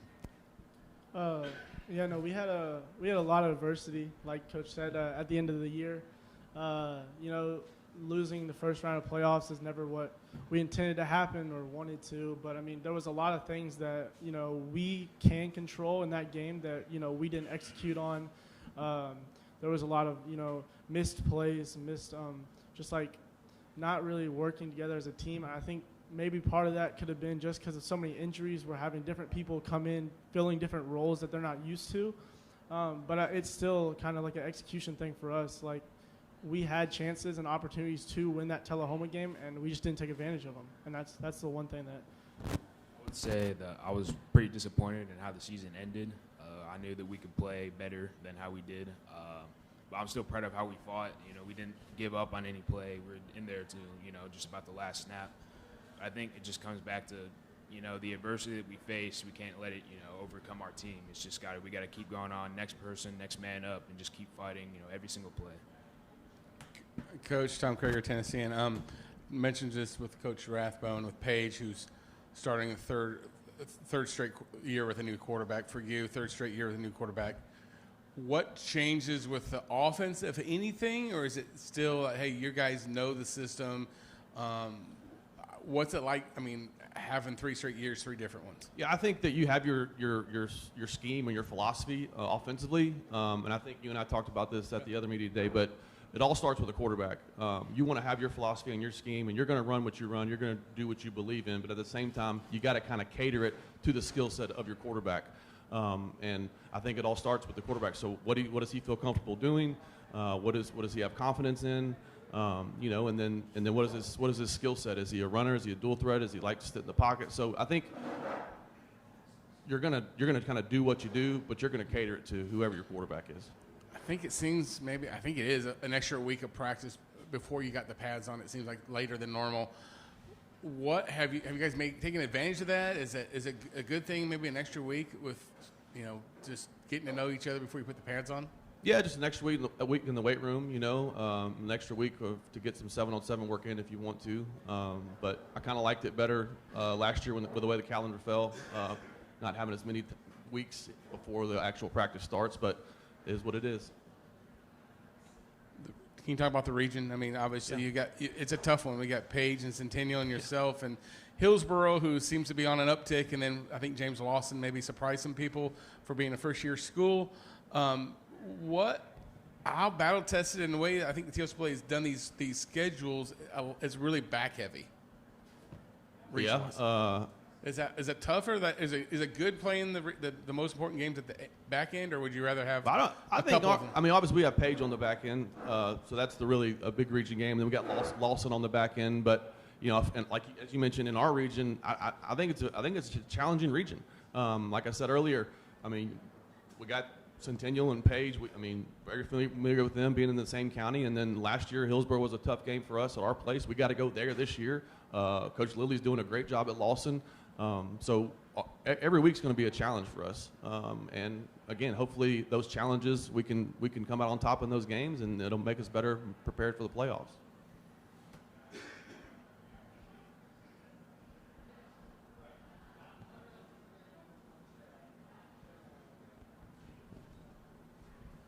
Coach, the first day of practice in Pats, Monday, what do you, as a coach, what are you looking for on day one? And is how much of it is just keeping people healthy and upright, and how much of it is, I want to see which players are going to be physical, which ones are going to have a little bit of a nasty streak on it. I mean, what's it like for you day one in Pats? Yeah, you want to see who's going to be physical. That's something we've talked about all this week, and that's something we'll continue to preach on when we get into full pads. But obviously, being physical in practice, you want to be physical, but also understanding how to practice, right? Staying off the ground. We don't ever tackle to the ground. We want to keep everybody safe, take care of our own players. So it's kind of a double-edged sword, right? You want to really practice physical, but you want to keep everybody healthy. So trying to find that fine line of how you're going to practice and be physical and take care of everybody. But yeah, definitely want to see what we're going to do as far as getting the pads popping next week when we put the full gear on. What you think of your passing game the last couple of weeks with 7-on-7? Are you happy? Yeah. Done a lot of really good things. I think obviously as the further we go along and we get out of the 7-on-7 and into more team settings, continuing to develop that rhythm and that timing and the cohesion between the receivers and whoever the quarterback's going to be, I think that'll be crucial for us going forward.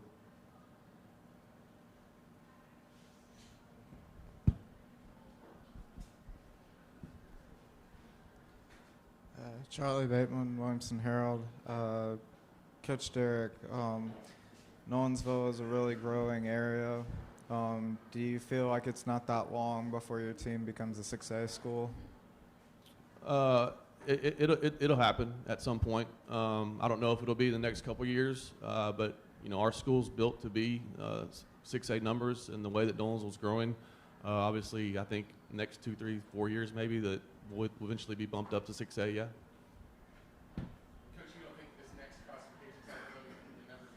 It's going to be really close, Tom. It's going to be really close. Starting with you for the guys here, looking and playing against this region, these county schools a little bit. Can you guys speak on just the motivation you get from that and a measuring stick like this rivalry with the Page? I mean, these guys are playing in that last game 3 straight seasons like this. What's that do for your guys' motivation? How do you kind of feed off of it?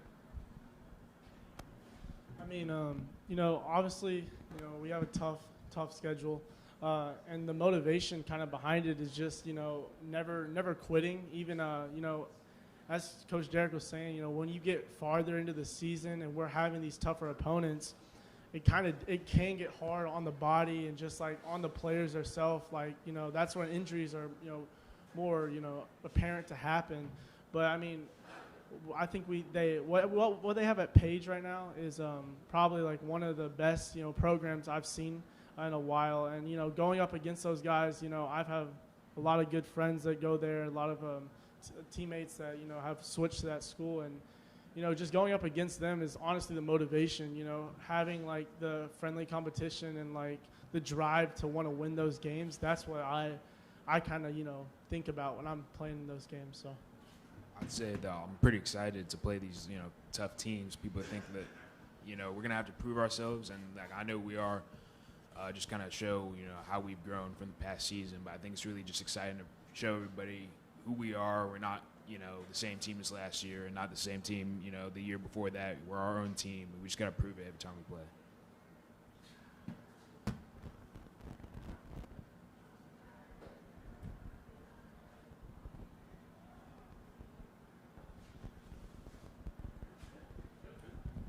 Good. All right. Thank you all. Appreciate you being here. Go Knights. Thank you, Nolensville High School. Good job. Thank you. Thanks, Coach. Appreciate it. Next up, we'll have Coach Hester in Ravenwood High School. As Coach makes his way up here, Ravenwood last year, 9-4. State quarterfinals, lost to Brentwood High School. That was 2 losses to Brentwood during the season last year. First 2, you guys can ask him about this, to Brentwood High School during Coach Hester's tenure. Obviously, Brentwood had a great team. Coach, you'll be in the middle, guys on the side.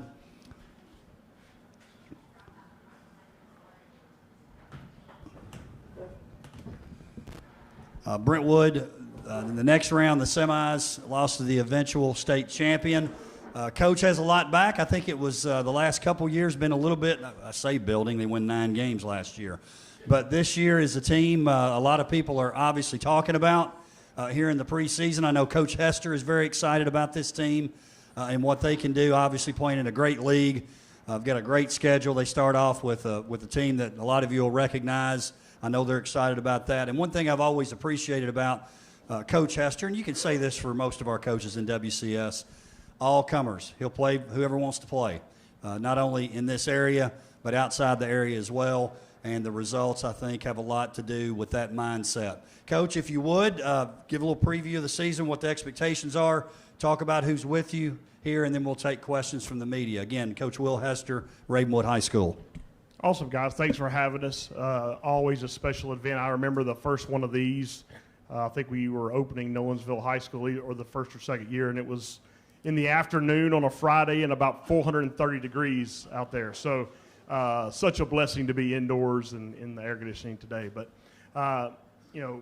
not to run from expectations, things at Ravenwood High School, the expectations are high right now. People expect us to perform at a certain level and compete for championships both in the region and across the state. So we accept that. We look at it as a privilege, the opportunity to have those expectations and try to beat those. We got 28 wonderful seniors this year. I think it's some of the best leadership that I've had in my 24 years of doing this. So I'm excited to see where our seniors take us this year. We've got 2 of those guys with us. To my left here is Elliot Hampton. Elliot will wear number 3 for us this year and play some defensive end and some tight end for us in certain packages, which is new this year. But Elliot is currently committed to Cornell, so way smarter than I am. So I'll let Elliot talk about how smart he is here in a second. Then to my right is Patrick Sullivan. Patrick plays tight end for us and has, basically going on his 3rd year playing a significant time, 2 years as the starter for sure. And Patrick's another super smart guy, a lot of interest from Ivy-type schools as well as he's trying to make his college decision. Excited about this senior class. I think we'll end up with 12 guys out of our 28 that go on to play college football. Some of you guys know the names of Donovan Starr, currently committed to Auburn University.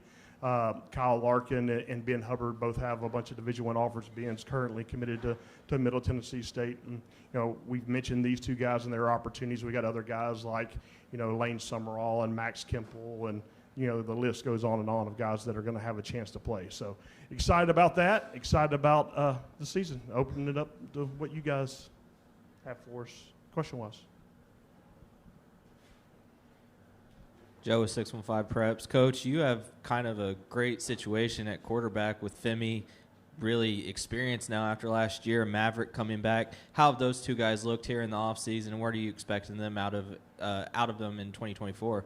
I think, we're blessed with 2 of the better quarterbacks in our league that happen to both be on our roster, right? So the difficulty is going to be making a decision on who's going to take those reps. And, do we play both of them? Do we ride with one guy? How does that look like? We're still working through that process. I would say through the spring and the first part of the summer, both of them have looked pretty unbelievable.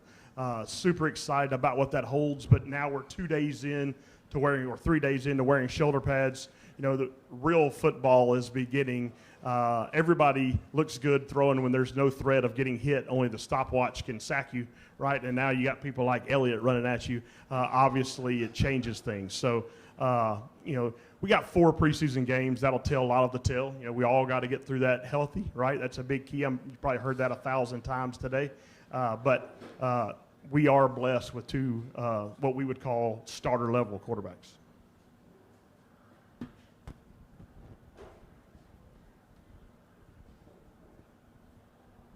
You get Alcoa again week 1, obviously last year. We all know about Alcoa, 9-time defending state champions. For the players, we know they're a 3A school, but they play like a 5, 6A. How much of a test is that, and what can you expect to see out of the Tornadoes week 1? Well, I think we have a great team, and we are going to put up an absolutely amazing fight on both sides of the ball this year. It's going to be a really good game. It's going to really see how we're going to go into the season, and it's a great test for us. Yeah, no, last year it was a very young team, and we had 5 senior starters, and going through that was the first time we'd all play together in this type of Friday night atmosphere. And so I think this year it's a totally different ball game. A lot of guys coming back. It's going to be a great test to see where we're at. I think these 4 preseason games before are also going to prepare us for that.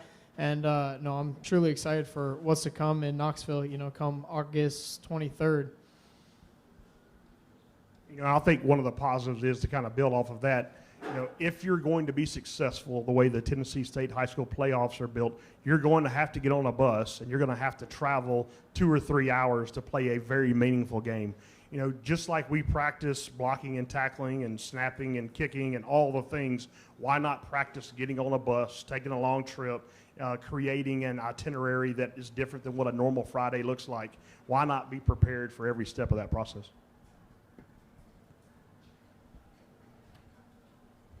Obviously, your out-of-conference schedule is what it is.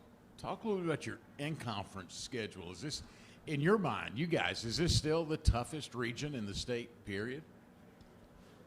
I would agree so. I think, between the teams and with the student body, I think it's a totally different atmosphere than anywhere else in, the state. I think all these teams are very loaded. It's going to be very competitive. Franklin looking good, Brentwood looking good. I know there are a lot of players coming back for all teams in the region, and so I'm really excited to compete against them, come the middle of the season and, finishing it out. We're all massive schools, and we're pulling from a lot of players, and there's a lot of talent on all the teams. So it's a very competitive region, yes, sir. And one last ugly question. Do you guys even say the B word? Or do you what word? Thank you. That's what I thought. Coach Maurice Patton with Main Street Murray, to kind of piggyback on my esteemed colleague's question. The fact that 5 of the 6 members of this region are all right here in the same county, obviously you guys cross paths away from the football field and that kind of thing. What does that add to this already being, quote, the toughest region? Well, I think, to use a word, I don't know that it fits appropriately, but we're all kind of incestuous in a term, especially from a staff perspective.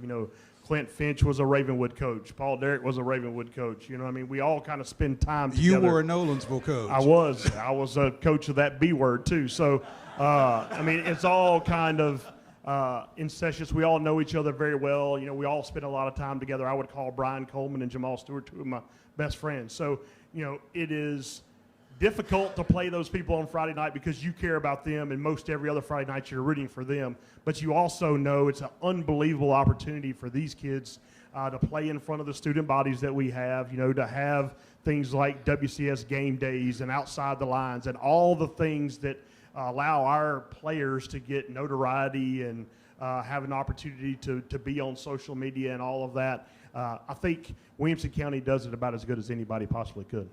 To steal a phrase from a local college football conference, does it just mean more? 1,000%.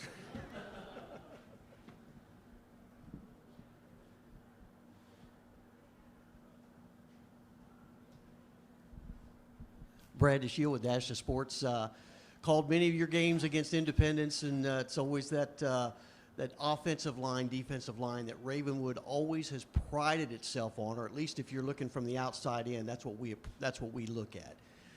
Where is that this year? I know you have 28 seniors coming back, and also because you have that many on, what does that pressure feel? You got a lot of guys committing to different places.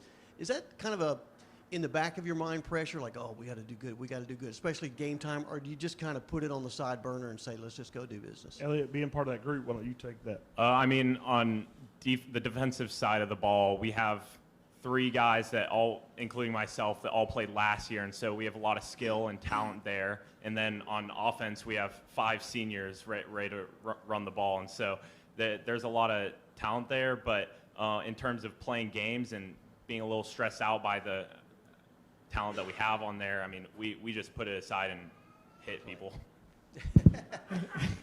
I totally agree. No, that O-line for offensive side of the ball, our O-line is the same O-line as our freshman year. We've all played together, all grown together. The chemistry is kind of unmatched, I think, here at Ravenwood. We've all played together from Pee Wee up to now. And so I say, we push all of the college stuff aside. there's been some flaws to other teams where college became, it became an individualistic mindset. But I think this year we're very collective, and we all want to win. We all want to, get to that state championship. So we're pushing everything aside, to finish the job and, do what we were supposed to do from the start. A lot of people don't know, but I heard an interesting stat before we came in here. These two cats were in second grade class together. I believe Miss Lang's class, as I found out before he came in. So, when you have a group that's kind of grown up together as our senior class has, obviously there's a couple of move-in pieces to that puzzle. But we throw around the word like everybody else in athletics now about staying connected. I would say we're about as connected as you can be. Other than Brentwood, is there a team that you, and it could be any team really, that you look forward to playing, or you're like, I want to get up for this game? Not that you're not up for that one any more than in the others, but just maybe a little insight to your personal, like yours may be different from his, a game that you kind of get ready for. I would say secondhand, our second rivalry is I would say Franklin for sure. Franklin last year and the years before have not been, the strongest, but they fight every time they play us, and they are a good team. This year they will be a good team. Just like our freshman year, our championship was against Franklin. And that team now, this varsity team, is basically that exact same freshman team. I think there's still a lot of rivalry there. I think we're all, very connected with those guys just as much as we are with Brentwood. The game definitely means more. And but another game on this schedule that, gets me ramped up, that I circle on the calendar, is definitely Oakland. These past 2 years we haven't been able to get it done. Just purely off, they are very talented and they are very connected. But I think this year we're going to match up very nice against them, and I think that's going to be a super cool game, going into Battle of the Woods and playoffs. So we'll probably see them later on in the playoffs, but it's going to be cool to see them earlier in the season for sure. Absolutely. Oakland is definitely one of the ones I'm really excited for right before Brentwood. It'll be really like I would say it's probably going to be our biggest test in terms of the people that we're playing this year, and I'm really excited to do well against them with the team we have. Charlie Bateman, Williamson Herald. First question is for Coach Hester. Coach, you've been a lifer at Brentwood. What does it mean to be in a place and community that has meant so much to you for so long? Yeah, it's no secret that I grew up in the area. I went to high school in the area. I remember one of my first conversations with Tom after getting the Ravenwood job the first time was talking about, hunting rabbits on the grounds that are now Ravenwood High School, when it was a farm back when I moved to Tennessee in the early 90s, late 80s. So, it means a lot to us. My parents still live across the street and can hear the band play when they're practicing during the week and all that kind of stuff. But it's community, right? Williamson County's a pretty tight-knit group. These guys all go to church together. They're all in scouts together. They all kind of have grown up playing rec league basketball together. I know a lot of guys on our team get a kick out of playing rec league basketball in the wintertime. And, some of those games are as intense as some of the Friday night games. They just enjoy competing against each other. And, just like now, I would say, 90% of the kids in our county are all playing NCAA football 2025. I guarantee you there's some rivalries going on between teams with, individuals playing each other online and stuff. So. And then the other question is for your players. Is there any concern about starting out with such a far distance game with Alcoa for your first game? I disagree. No, I think it's going to be super fun. I got the opportunity my freshman year to go to Collierville in Memphis, and that's a trip I won't forget. I think it's a super cool opportunity to go out to Knoxville and see what they have. And I know that trip's going to be fun. It's going to be worth a lifetime, and it's going to be the start of something special. So I look forward to it, and I'm super excited. The farther the drive, the harder I want to play. The end. Coach, as I look through your roster and your coaching staff, there's a name that kind of jumps out. Is Chris Rowland going to be your tunnel screen specialist coach, or what do you see him doing for you all? Chris does a little bit of everything. Chris has a very strong opportunity to be super successful in this profession. had an opportunity to join the Tennessee State staff this year as a receivers coach, chose not to do that because there are some opportunities for him to maybe still get picked up NFL-wise, and I think he's still chasing that. So we enjoy having Chris every day we've got him. We're all hoping and praying that he gets an opportunity to, with the new rules, return kicks for somebody. But, I mean, it's cool for these guys to have somebody that's gone through the things that they have in the exact same locker room that they have in order to kind of pour into them. You know, we go away to camp next Friday after scrimmage in Owensville, and Thursday, you know, they're going to sleep in the same cabins that Chris Rowland and Van Jefferson and those guys slept in. So, you know, kind of following that same format, same process, if you will. And Chris does a great job of pouring into all of our kids. He coaches wideouts, but he's also kind of the hype man for our special team, scout team, and all that kind of stuff. We, you know, created a scout team player of the week because of Chris's ideas. So proud of the person that he is, the man that he is, but he's a phenomenal football coach too. I see you guys smile when you hear Chris's name. What's it like just interacting with, you know, Ravenwood royalty like that? I mean, I'm a defensive player, but I still feel his energy the entire practice. I mean, he just brings so much energy to the team. It's awesome. No, he's still a kid at heart for sure. You know, he's a lot more grown up than us, a lot mature. He knows the game a lot more, and he knows, you know, what it's like to be a high school kid, and all the way through the league, he knows the stress that comes with it. So as a mentor, he's been super great to all of us, you know, and he's very, very fine on the details, and it means a lot because that's what we need to perfect going into this season. And so having a guy like that, you know, come around and really pour into us, it means a lot to us. You know, I remember watching him when I first moved here. He was a little stud just running around the field, and, you know, now he's back and he's helping us, and so it's a great opportunity. Tom Krager with the Tennessean. Y'all mentioned NCAA College Football 25. I got to ask, has anyone created a Ravenwood team? If we see it online, can we find a Ravenwood football team in the game? I personally have not played with it, but I've seen some photos of us being Brentwood 179-3. So, you know, it's definitely out there, and it's definitely real. As soon as I get it, I'll give it to you. I will look for it.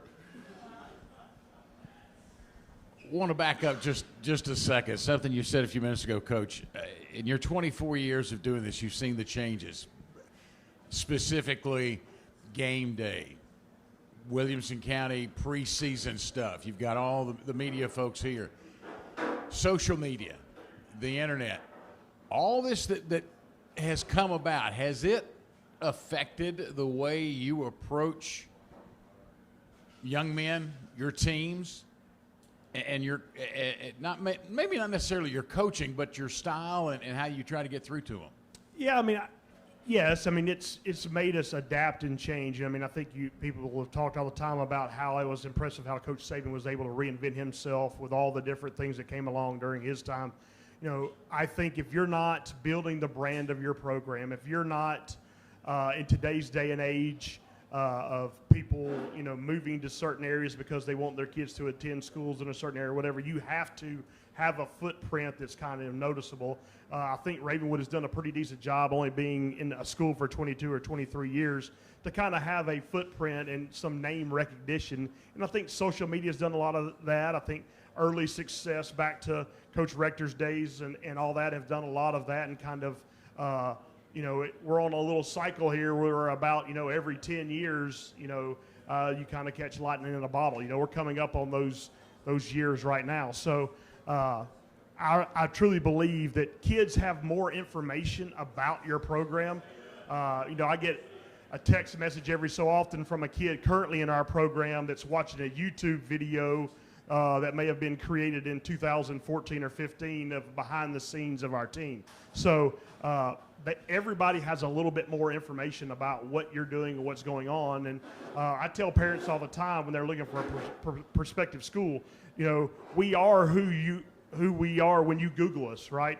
You know, go out there, look for all the information you can find about us because that's who we really are, and talk to as many people as you can because whether it's true or not, perception is reality, right? And however people perceive your program is a lot about how it really is.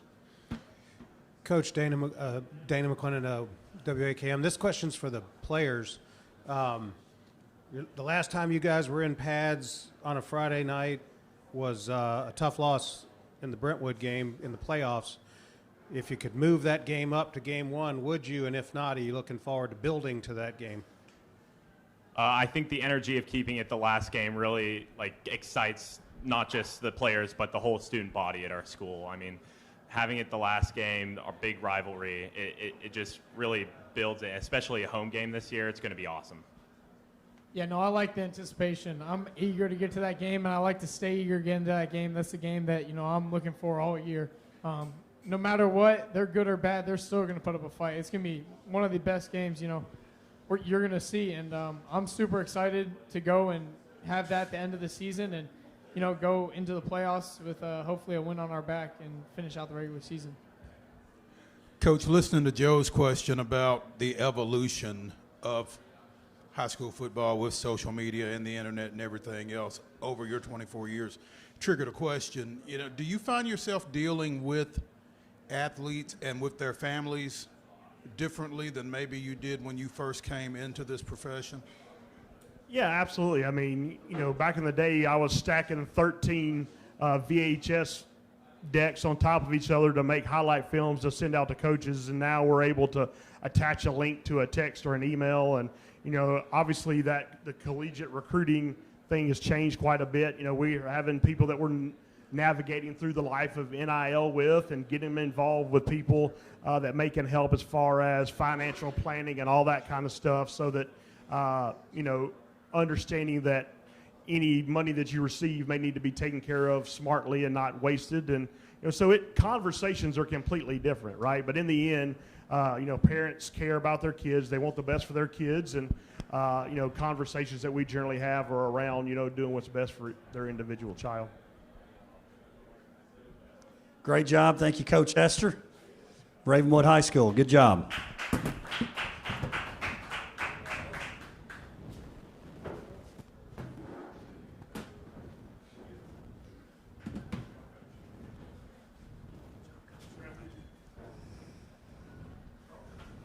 Up next, we'll have Independence High School. Coach Stidham, you guys will make your way up. Coach will be in the middle, players on the ends.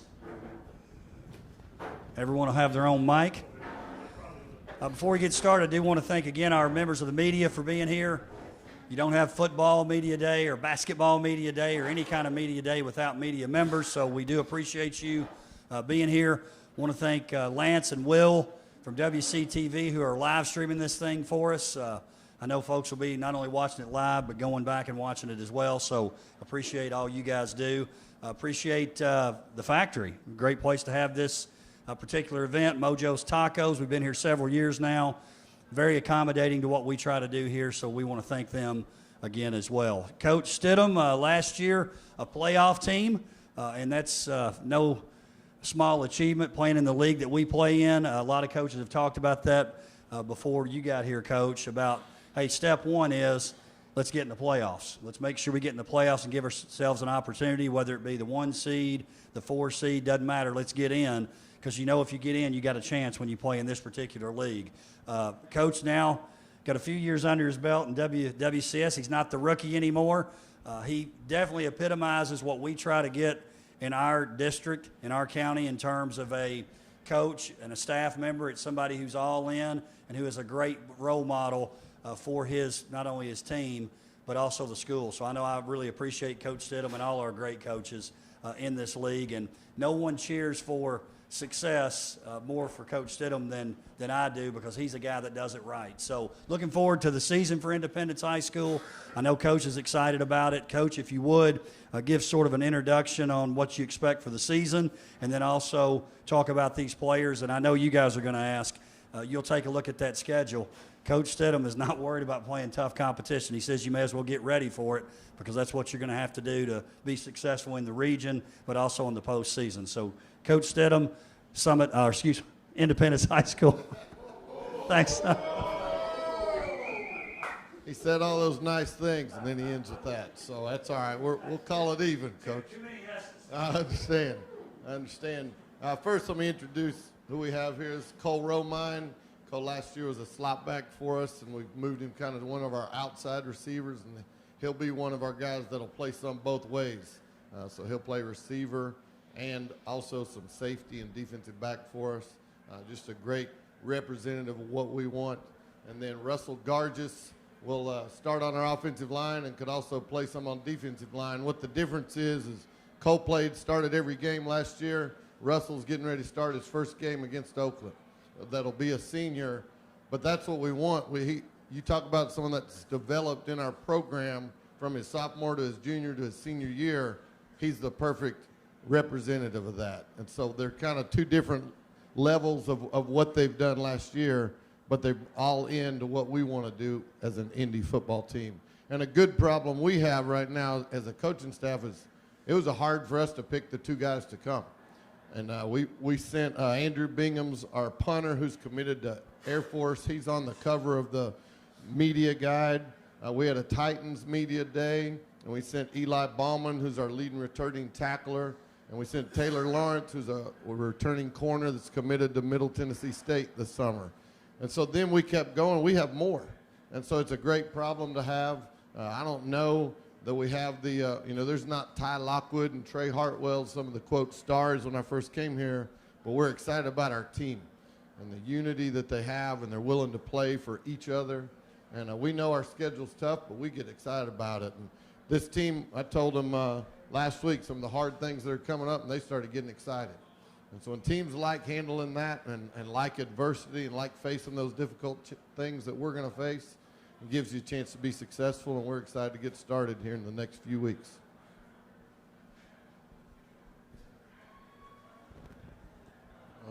KJ 615 Preps, opening the season with Oakland and then Page. How do you guys see that helping you prepare for the rest of the season? Well, it's the same as last year. We're, we faced the 6A runner-up and the 5A runner-up in back-to-back weeks. So we'll learn a lot about ourselves. And we do love playing great competition in non-region. First, our region's brutal. Someone in our region, so at least two good teams in our region aren't going to play in November. And we want to be one of the top four. You can ask our kids, and they're preached a lot. Top four gets you in the playoffs. Top two gets you a home playoff game. Top one gets you a home playoff game for a while. And so they know that, they understand that, and what playing Oakland and Page do is allow you to be prepared for the region. And so we had great games last year with them. We were kind of shocked by Oakland and responded pretty well, and then a triple overtime game against Page. So we're looking forward to competing against great teams again. Coach, first thing for you, obviously we met when you were at South Gibson. I met you and Coach Wilkins when you were both out there. First thing, how happy were you to see him get that state title in basketball last season? And then for the players, obviously a lot of ups and downs last year. How did those troubles and trials you went through last year, how do you see that helping you in this season? Well, starting off, I loved it for Coach Wilkins, number one, because of who he is and the kind of man he is and our relationship and friend. And then I loved it because it's Independence High School, and I believe that success breeds success. Matt Horner, who's going to be a sophomore for us as a quarterback, competing to be getting some playing time for us, he was on the bench and got to be a part of a state championship team. And so it only is going to help us. We have a lot of multi-sport kids, but we had football players in the stands cheering. We loved it. He coached my own two sons, and so our relationship goes a long way back, but I was really excited for him, and he supports us. And he'll message me about 3 times a week this week, wanting to know how practice was going. And so just a great man, and it was great for Independence High School. With your question, I think we really did kind of see it all last year. We played 3 games in overtime. Obviously, 2 went our way, and 1, sadly didn't. But I think this team, especially with a lot of the returning guys that we have, I think we've got a really solid foundation. We've pretty much seen it all, and I think we're prepared to go out there and compete with the best, right off the bat. I think this team is really ready, really united, and really prepared to go out and put out the best season that we can. I think we saw it as opportunity, like through the ups and downs. We've been turning negatives into positives. So even when we're going into overtimes 3 times during the season, it builds character on us as a team. Maurice Patton with Main Street Murray. Cole, the overarching, perception of Independence the last couple of years is that they've not performed to the standard that had previously been set. What do you feel like has happened over this offseason? What is happening during this preseason to kind of get Independence football back to where a lot of people expect it to be, maybe? I think we really have built a chemistry with our team this year. Like, we have become brothers. Like last year and past years, I feel like we haven't been as close together as we are this year. And I mean, we've gone at it this offseason. We've had a really good spring, really good summer. I think it's going to put us into a really good season. And Coach, again, this schedule gets a lot of attention, understandably so. You know, is there a concern that this team could be better and not necessarily have anything to show for that improvement in wins and losses early on?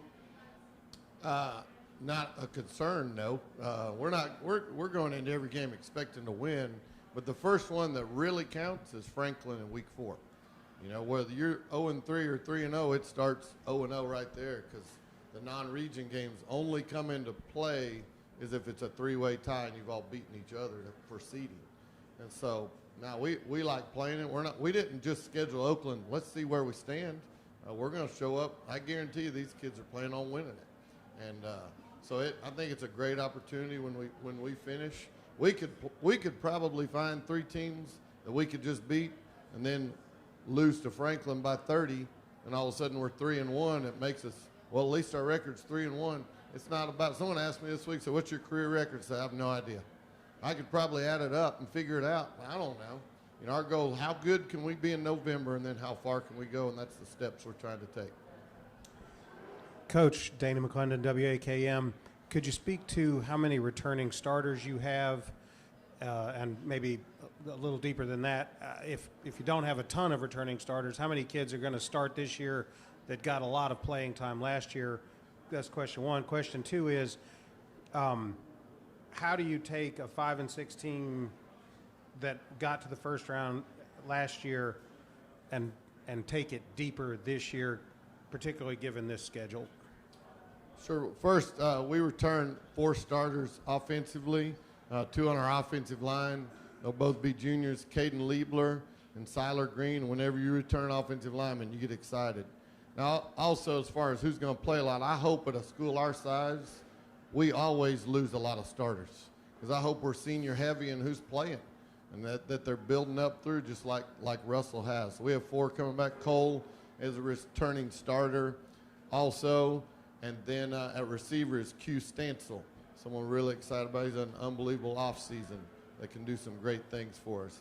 Defensively, we returned 6.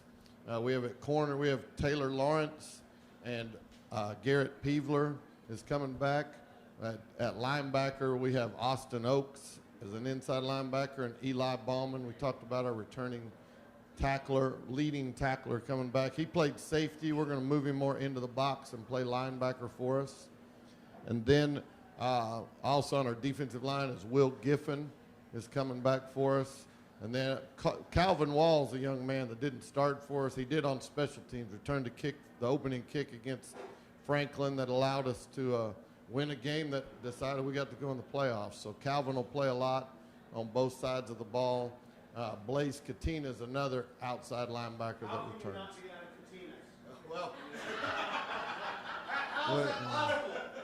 This is the last one, but he'll be a junior, so we'll talk about him probably again next year. So now they've been great for us. We're excited about all those guys coming back. We just feel like right now there's a lot of depth and guys competing. And just because you return as a starter doesn't mean you're going to start for us this year. And so you got to compete every day. And our depth chart, a lot of teams, I've coached with when I was early in my career, coached some guys, their depth chart was set, I think, when the kids were freshmen walked in. And it never changed. Our kids change every day. And so we compete and talk about getting better and continue to progress. As far as, I think, your second question, how do we take that next step? When we took the program over, we were 4-7 and lost the first round. Independence had a lot of success, but we haven't hosted a home playoff game in 6A football. And so that's still our goal, to get it home. That helps. The higher seed helps you. But we know what we're in for and what the competition is. Our whole thing's getting better every day, peaking at the end of the year. We played our best football in the middle of the year last year. And then we didn't play as well the last 3 weeks of the season. Our goal is to continue to strive, and these great senior leaders, we're counting on that. Coach, players, this is Brad DeShield, Dash to Sports. Looking forward to watching you guys again this year. Talk about the offense that you run. It's the wing tee, first year implemented last year. One, are you finding the players to make that work? What quarterback will you use, or is that still a competition as far as who's going to run that? And how much do you think you'll get to throw out of that offense this year? Well, I wouldn't call it a wing tee. It's a triple option offense. I would call our offense a spread option because we can throw it. Right. We have that ability and have the ability to spread you out and run some triple option. We do some RPO things. We've added some tweaks to it because of what we have personnel-wise. So we want to be multiple. We want to make people defend all 6 of our skill kids. And that's our main thing, is put our kids in the best position to allow us to use multiple formations and read people that are hard to block, and then continue to throw the ball, spread it all out. We always are going to give our kids the best chance to be successful and make it multiple. Who our quarterback is a great question. We still got time to learn and go. Right. We have 3 kids kind of competing for it right now. I would say we have a junior coming back, Hunter Mullen, who played a lot for us on both sides of the ball. He's playing quarterback right now. If we probably had to start today, he would probably have the nod, but it's not by much. We have a sophomore, Matt Horner, we talked about, who played. Matt Horner played basketball, ran track, and played football. So many kids are specializing. We love multi-sport athletes. And there were days that this season the basketball team was practicing at 7 when they got in the playoffs. He was coming and lifting at 6. This is in the spring of the state tournament or region tournament. Lifting weights with football at 6, going to basketball at 7, and then running track after school. All in the same day, not like throughout the year. So Matt's the young man we're really excited about. And then our senior is Noah Carbonari, who's also competing for it. Yeah, we don't want to throw, we want to catch. You know, anybody can throw the ball, but we feel we work hard on it. We're going to do whatever gives us the best chance to be successful. I want to talk about your game last year. That to me, it looked like everything came together, play calling, execution, everything, and that was the Beach game at Beach. It looked like if you had to say this was, I'm not saying it was a perfect game, but if you had to pick a game last year that you wanted to emulate all your other games to be like, it was like that one. You just took them totally out of their element on their home field and just, pretty much ran what you wanted to run. How much of that are you trying to get to, and I'll let you guys talk about that, this year with your, with where you want to go? You want me to go first? Okay. Let me start. I don't know that play calling was good. Execution of play calling was outstanding. And so I don't know that it was much different. But, no, we did. We played really well up there. I wish they weren't coming back because I imagine they're not pleased with us. But we played really well, and these kids, not many people gave us a chance when we got on the bus to go up there. But our kids believe. We love playing games when no one believes in us. I feel like that was kind of the standard we set after that to the year, and that's the standard we're setting for this year, that we want every game to be like that. And we're not coming out to just dilly-dally around. We're going to come out to win and smack you in the mouth. I think a lot of people are saying that we're the underdog again this year, and just like Coach just said, we were the underdog in that game. And so I think with this particular team, we love it when people doubt us. Coach is saying that all the time. We love it when people don't think we can win, because that just gives us a better chance to go out there and just hit them in the mouth on the first play. I think if we can emulate that underdog energy the entire year and have that same desire to go out and win like we did in that game, I think we're going to have a pretty good season.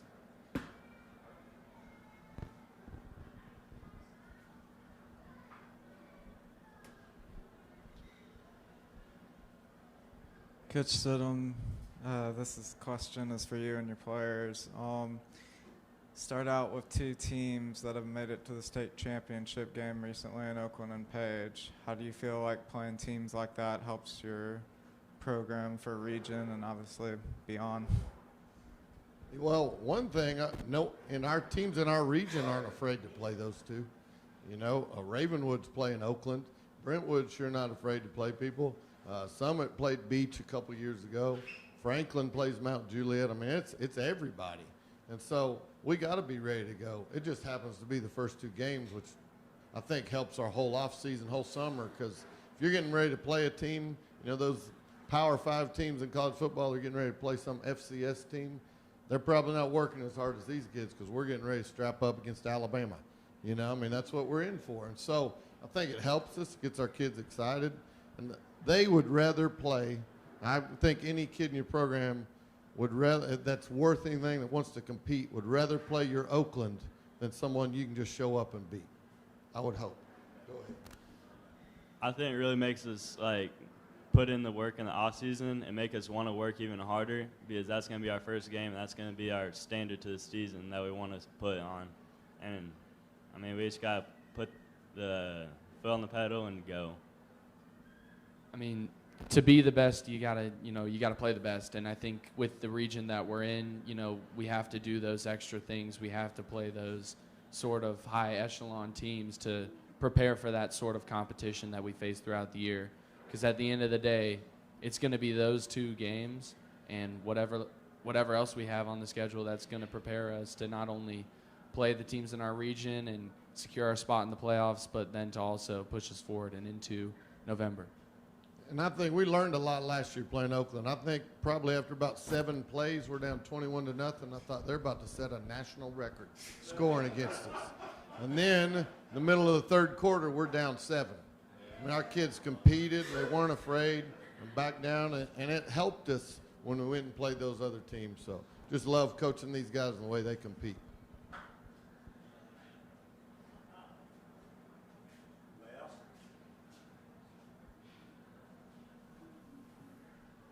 Thank you, Coach Stidham, Independence High School. Give him a hand. Good job.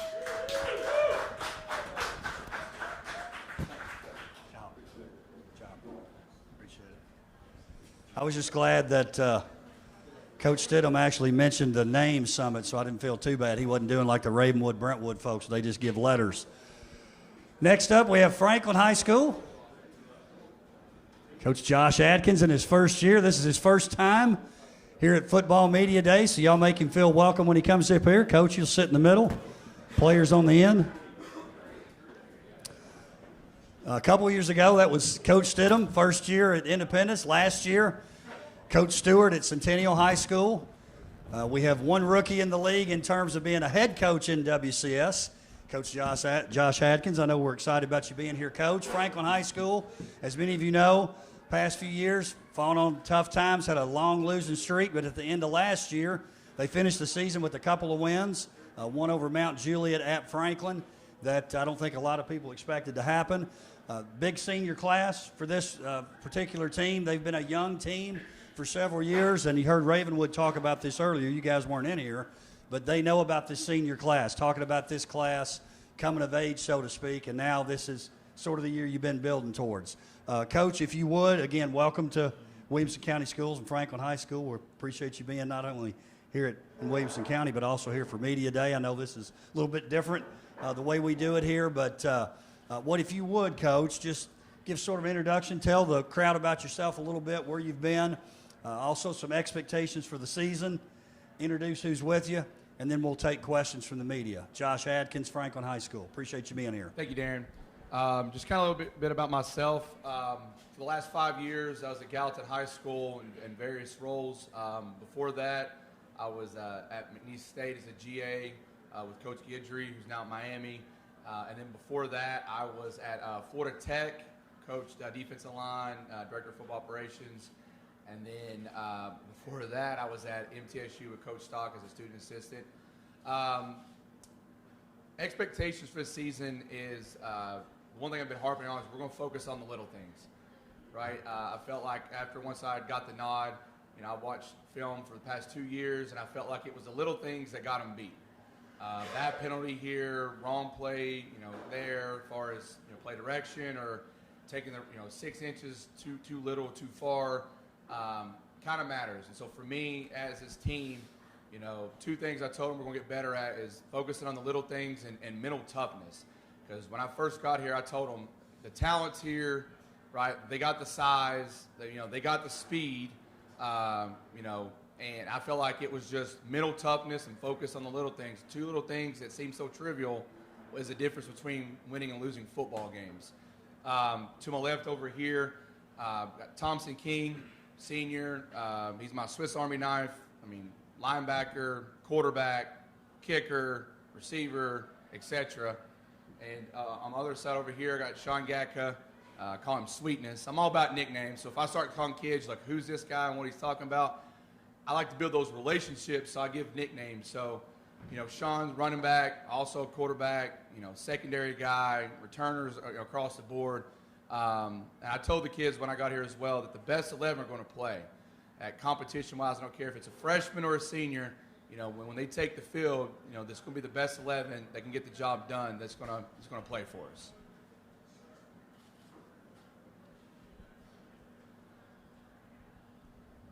KJ 615 Preps.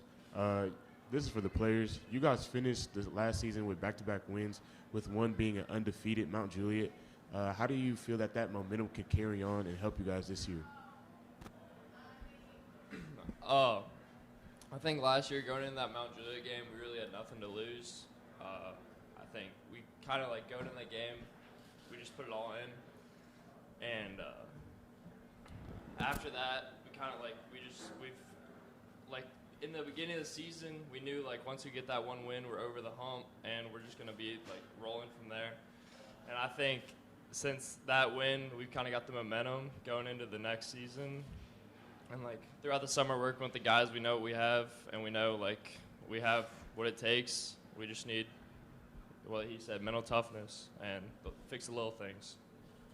Yeah, off of what Sean said, just propelling us to next year, especially with that 7-on-7 at Riverdale, that was a big thing for us. Going in there and winning that whole tournament was a big deal, and it just keeps us going. We got to keep the train rolling. That's the biggest thing. And like Coach Atkins says, focus on ourselves, and that's a big thing for us. I'll also add to this as well. When I was at Gallatin, we always kind of had every Monday, we'd kind of sit around and talk about games, your crazy pick of the week, if you will. I came down, it was our bye week, I came down and I watched the Ravenwood game because my wife, she's a Franklin alum, so every time we have any time off, I always try to catch a football game. And watching that game and watching that kids, and I just started looking, I'm like, these kids can beat Mount Juliet. We played Mount Juliet on the season, it didn't turn in favor for us, Gallatin. So I go back and Coach, you crazy, they're 0-8 and Mount Juliet's undefeated. I'm like, the kids that I see, at the right time, and there's stuff that had to happen, turnovers and certain penalties here and there, and it kind of worked out in their favor. But I was like, if everything kind of turns away, I think they can beat Mount Juliet. And we're kind of watching the end of the game, and some of our non-faculty coaches were kind of, hey, Coach, you see the score yet? I go, no. It's like Franklin beat Mount Juliet, and I was like, I know what I saw when I saw in these kids. So. I'm sure Trey Perry would have appreciated the heads up. yeah, told Trey, yeah, Coach Perry would have for sure, yeah.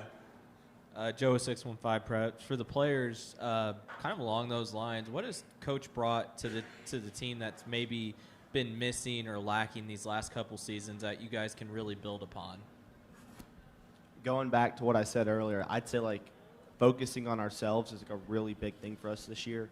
But also, I'd say everybody's bought in, from the freshmen, the JV, everybody's bought in this year, and that's a really big thing for us. I mean, yeah, what Thompson said, we're all bought in this year. We got a lot of motivation going in, and I think that's really what the main thing is. I think we lacked a lot of motivation in the years past just from the amount of losses we went through. And, I think going into this year, we know what we have, and we know what we can do. Joe Williams, WAKM Radio. Guys, even at the toughest points, this county is well known for their crazy student sections. Franklin is probably the craziest of the bunch. Question one, what does that do for you guys, and what's that going to mean this year? You think that's going to add some things up? And question two, Sean, are there any more GACAs coming? Because as you guys have, it's like the next one just seems to be a little bit better than the last one. No, sir. There's another more. I'm the last one. But for the student section, I think that plays a huge part in the games. Like for defense, like when the student section's loud, it brings hype and definitely changes the course of how we play. And when we look into the stands, we see like all the people cheering for us. It makes us more motivated, want to win more. Yeah, I'd say the motivation's a big thing, especially because like the last 2 years we've had fallen on hard times, and even though the student section showed up packed every game, like that was a big thing, and I was like, that made those wins at the end of last season just even more worth it. Coach, as a first-year head coach, what is the significance of having a Donnie Webb on your staff, not just a former head coach, but a former head coach in this program? And for the players, what's it mean to you guys just to kind of have that little continuity there? I'll go first. Donnie Webb has been nothing but a blessing.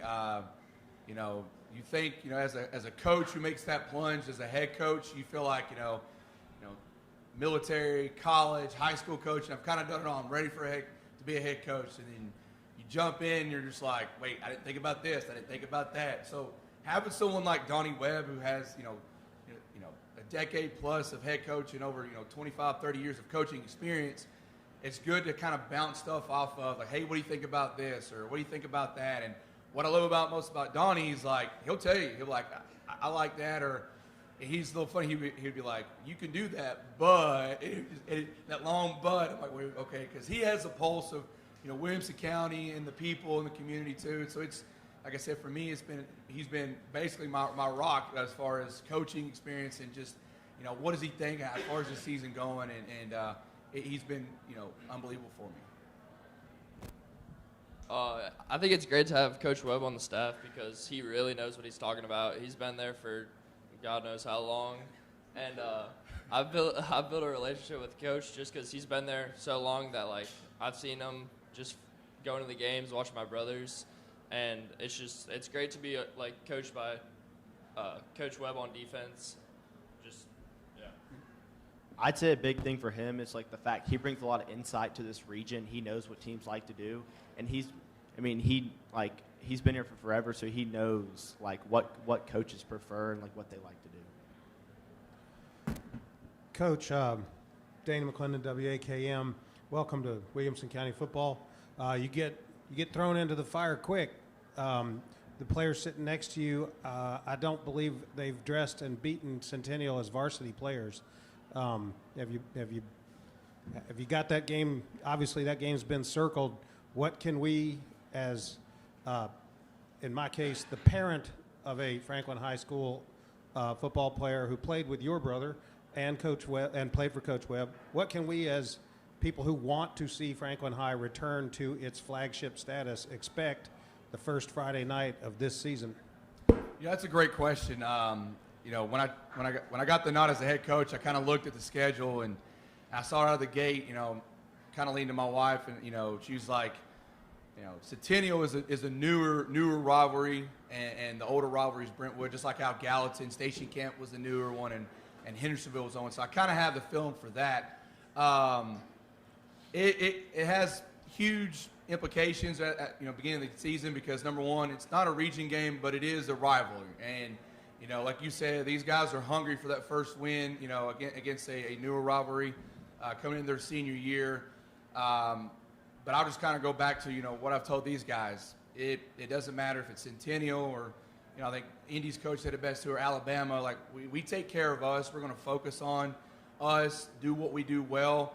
And the bigger things like the scoreboard will take care of itself.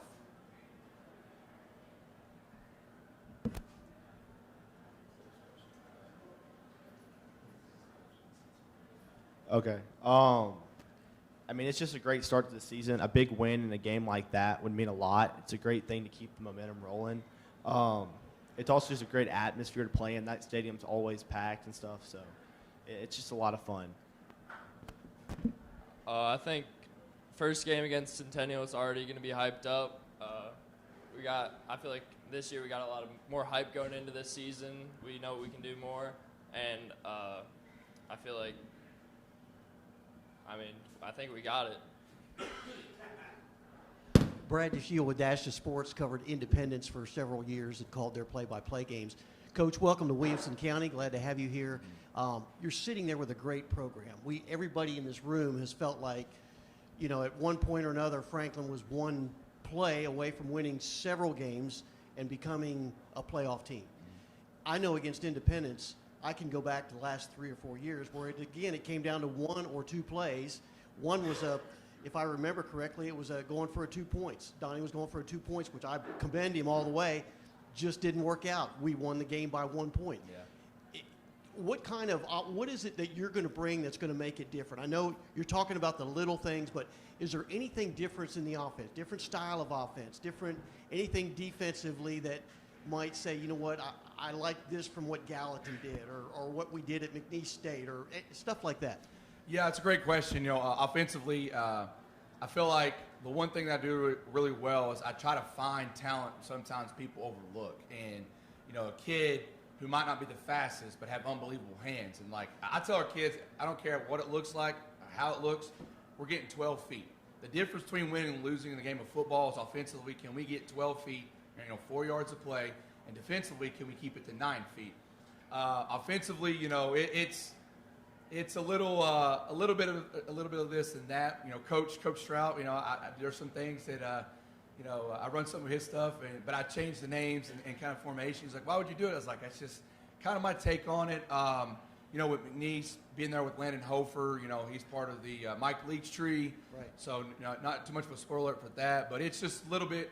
I tell people offensively, we're going to run to throw and throw to run. So it's just, you know, what the defense gives me. If there's 8 guys in the box, we got to have guys like Wills Jackson, Lucas Young, Luke Thompson, you know, I'll line Sean out receiver to beat those guys one-on-one. And if there's 5 guys in the box, you know, we've got to be able to dominate that line of scrimmage to be able to get the yards we need. And for the players, talk about the Independence games. You guys have been involved in several of them. Just talk about when you play against Independence, what do you look? I mean, I know it's not a crosstown rival like Centennial. It's not Brentwood, but we're that team in the South that that's always ready to play. Talk about those games. Oh yeah, it's a big game, definitely. It's a region game, and I know a lot of guys on the team, so it definitely means something. But last year it was a close game the whole time. Went to double OT. We thought we had it going into overtime, but we just didn't come out with it. And then obviously the year before they had it, but it's always been close games with them, so it's always good to play Independence. Yeah, it's always a fun game to play. It always comes down to the wire, and everybody's just really juiced up for that game. Everybody's ready to be there. That's a fun game. Charlie Bateman, Williamson Herald. Coach Adkin, you talked about your wife was an alum of Franklin. Besides that, what drew you to Franklin High School?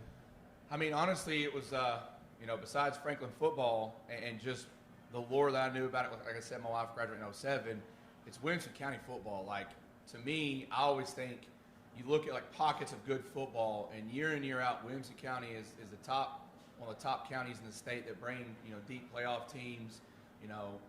In this area, you look at, my personal opinion, you got good teams in Williamson, Sumner and Wilson County that can rival other teams in the state. So for me, people ask, why would you take the Franklin job? And I ask them, why not? I mean, student section, which I love, check, right?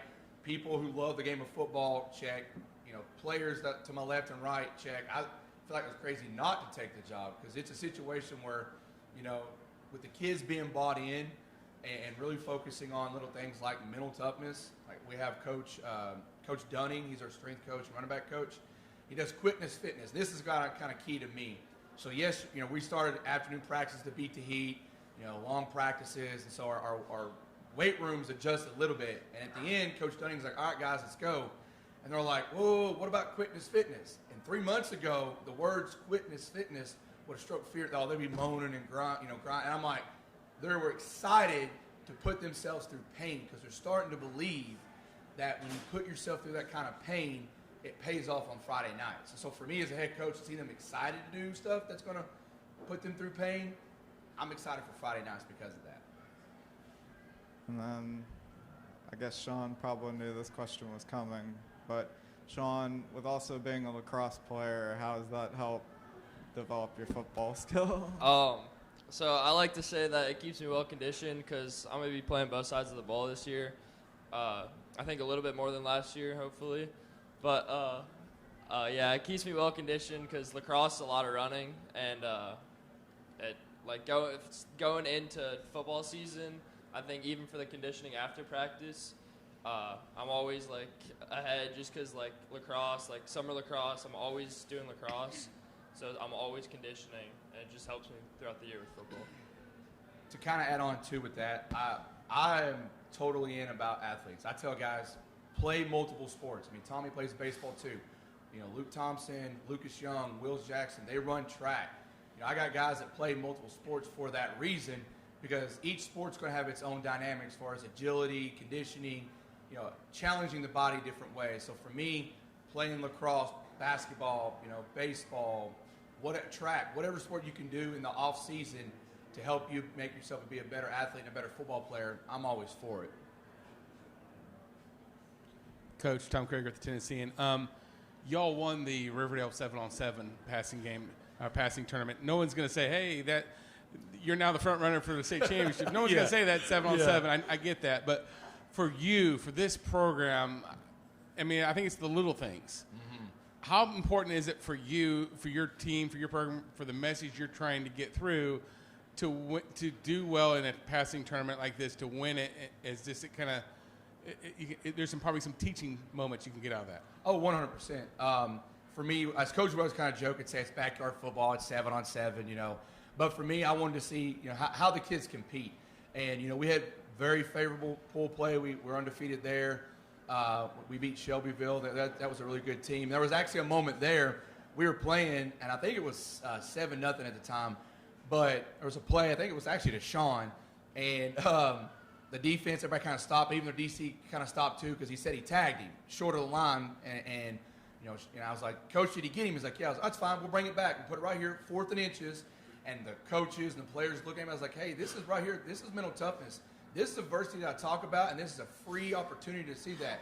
And obviously we converted and ended up scoring, but I told the guys, like, we've got to take those opportunities to be excited about that kind of, you know, that situation. You know, in the tournament, you know, we played Lincoln County in the corners. Then we played Blackman. And to me, I was like, you know, Blackman, that's going to be a good test for us. And it was a good old slobber knocker, as I like to call it. Came down to the last play, last team with the ball in their hands. The same thing with Father Ryan, the championship. But for me, I love to see that our kids, no matter who it was, they focused on Franklin. It didn't whomever was across from us. They worried about themselves, worried about their routes, and taking care of stuff like that allows me to show that, hey, they're going to rise to occasions where we might play a team that people are like, oh, they're heavily favored, or we're going to be, you know, somewhat the underdogs. And I'll say this too with that, as far as competition with these guys, they love it. Like, you know, we're in Shells this past week. They kind of, you know, got excited about that. They're excited to go full, and because you look at it now, we're less than 4 weeks for the season starts. We got a couple scrimmages coming up, and then we open up with Centennial. So having that little precursor right there with that 7-on-7 was just, you know, for me, you know, validation of what I saw in those kids and their abilities to make plays. Coach Adskin, good job. Good job. Good job, fellas. Franklin High School. Coach, you passed the test, your first football media day. Good luck to you. Thank you.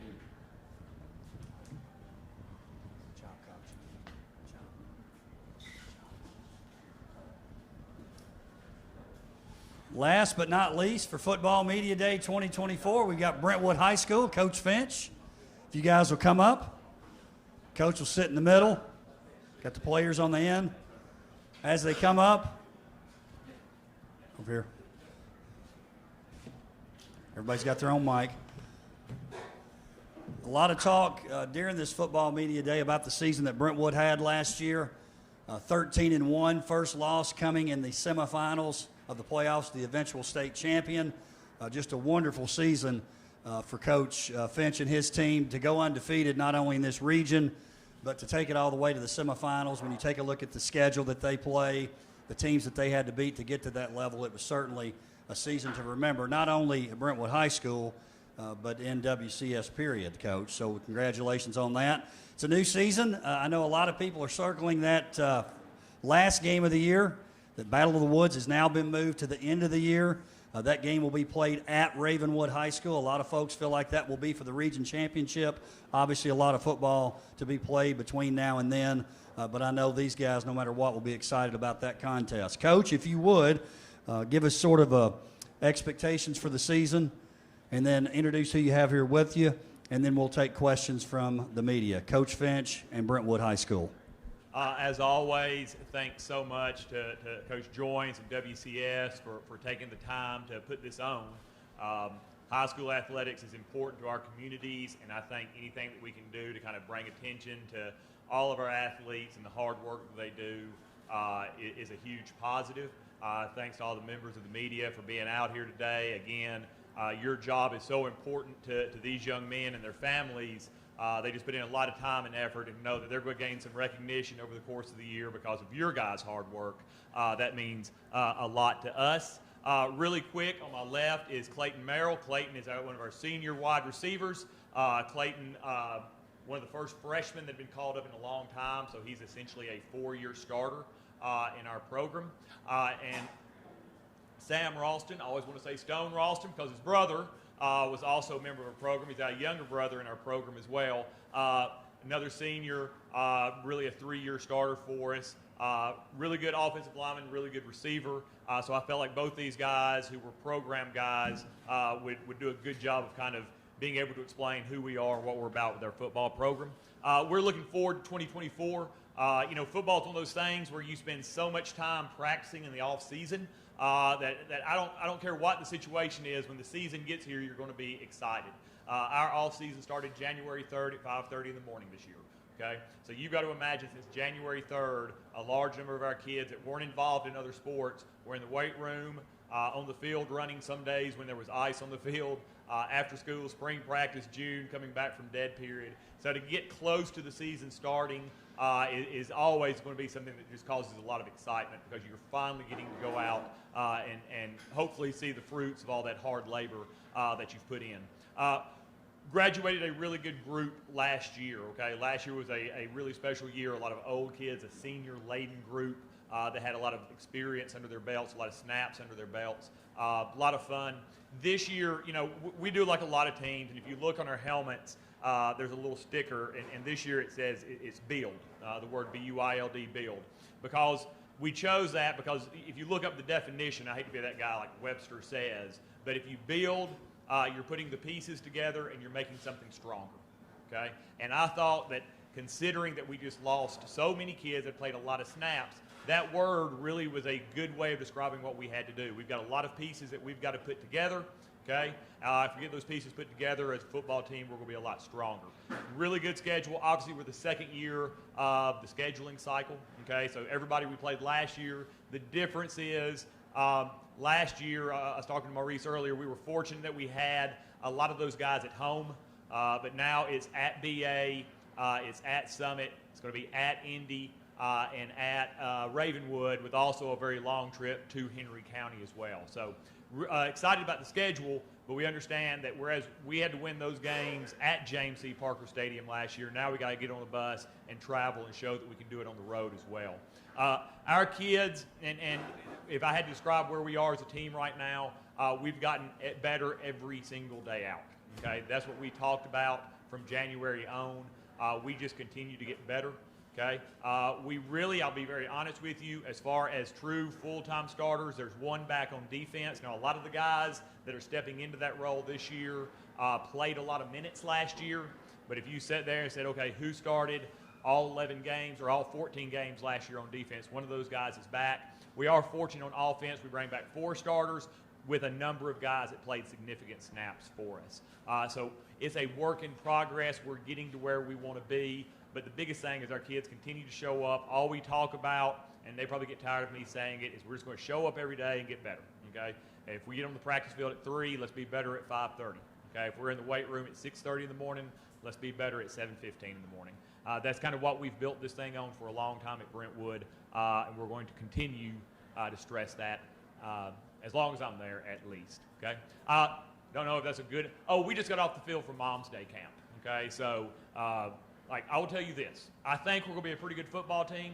What you don't want to see is that bunch of mamas come out and play people on Friday night, because they will absolutely destroy people. Okay? Like, you look at, we judge our kids, I tell the moms, we judge your kid based on your athleticism and aggressiveness, and I see why we've been a pretty good football team. So Moms Camp was a lot of fun, and I'm just saying, you might want to leave those ladies alone. They're real deal. Okay? So there's my opening statement. Feel free to fire away with the questions for Clayton, me, or Sam. KJ 615 Preps, and like you said, Coach, you guys lost a lot of experience from last year, including Baylor Hayes. How's the quarterback battle panning out, and who has really stepped up to fill that void? So I think right now we have two kids that are fighting out for the quarterback position. Senior Cannon Kinder and junior J.C. White. I'd say right now, I'm a big believer, like, until you really get the pad zone, there's only so much evaluation you can do. It gets to be a lot different when there's 11 on 11 and they're facing a D-line rush. Both those kids are competing their tails off. They're both getting better every day. As far as where we are right now, I couldn't begin to tell you. I'm not sure. I know we've got 3 scrimmages coming up, and I know that, the opener against Blackman, and hopefully by that point in time, one of those 2 kids is going to step forward and win it.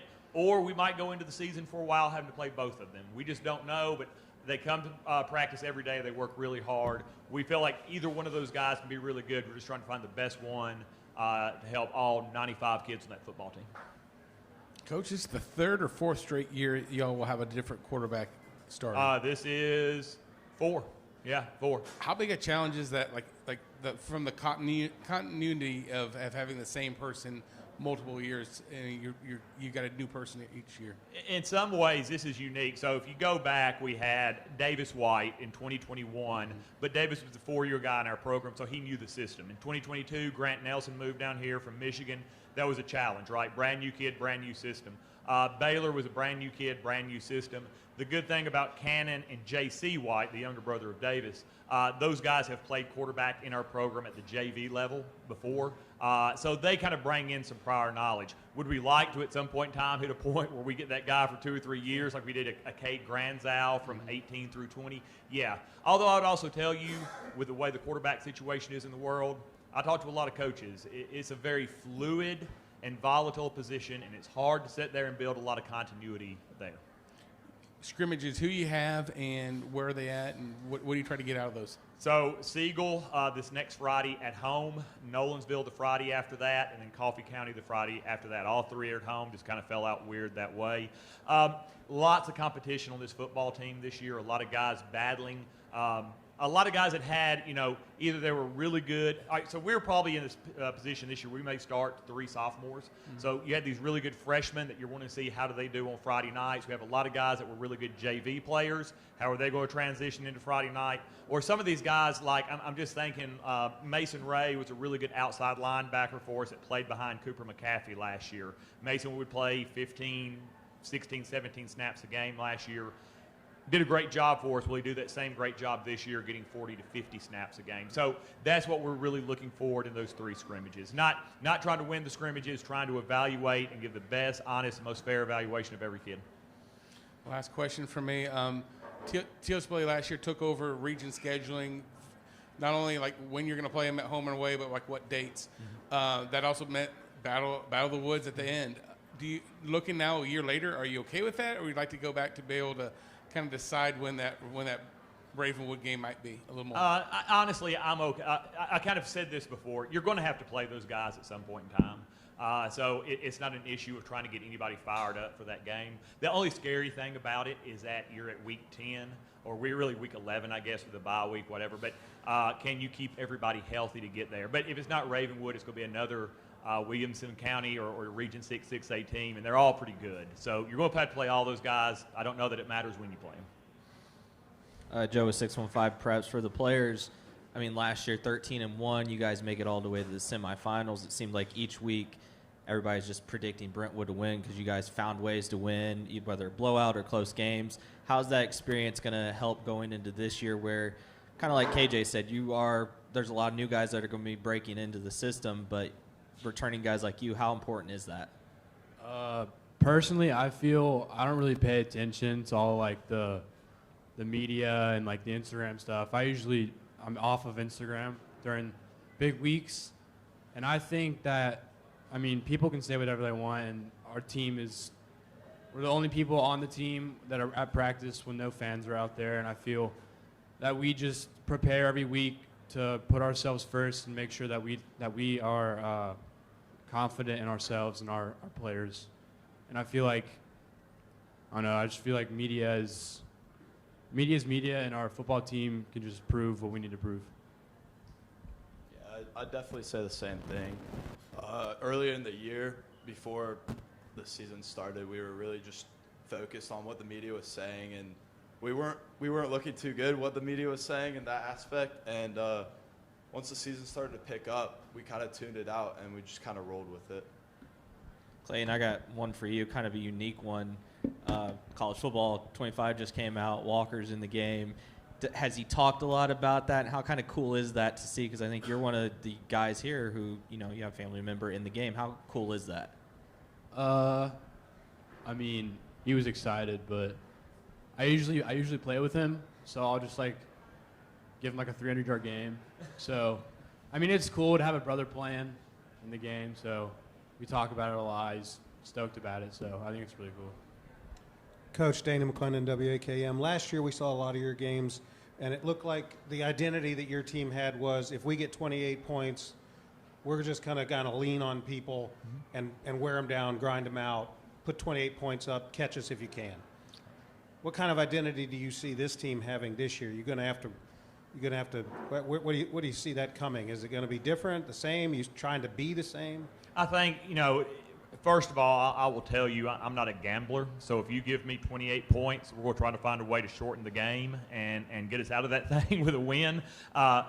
Will we have the possibility to do that? I think so. I think with guys like Sam on the O-line, Alex Arena, Philip Wink, who was a really good JV player that stepped into probably a starting role this year. I think we will be able to run the football. I think we've got a number of really good receivers. I mean, Clayton's little brother Jones Merrill is a sophomore. He's probably going to start at one of our outside receivers. And Parker Emerson's another really good sophomore. You probably got to see him some during basketball season. He played a lot as a freshman in basketball. He's another outside receiver. I think Gavin Nelson is back, so we really like Gavin at running back. And then 2 tight ends right now. Bowen Clunan is doing a really good job, and we picked up a really good kid from Florida, kind of a Brentwood kid that moved back home, Landon Okla. So we feel like, we're going to have multiple ways, hopefully, to put points on the board. We do recognize, we've talked a lot about the quarterbacks. We feel like we have a lot of pieces. We need a quarterback to step up and win this and be able to do what we need to do, distributing the ball the way we need it to be distributed to score points. We're hoping we always want to score a lot of points, but at the same point in time, we have a really good defensive staff, so we're okay if we have to sit there and get a lead, then hold on to it. As to the 2 quarterbacks, are they stylistically different? You say one of them's got to step up and win. You're going to put whoever gives you the best chance to win on the field. Can you speak to what style of quarterback are they?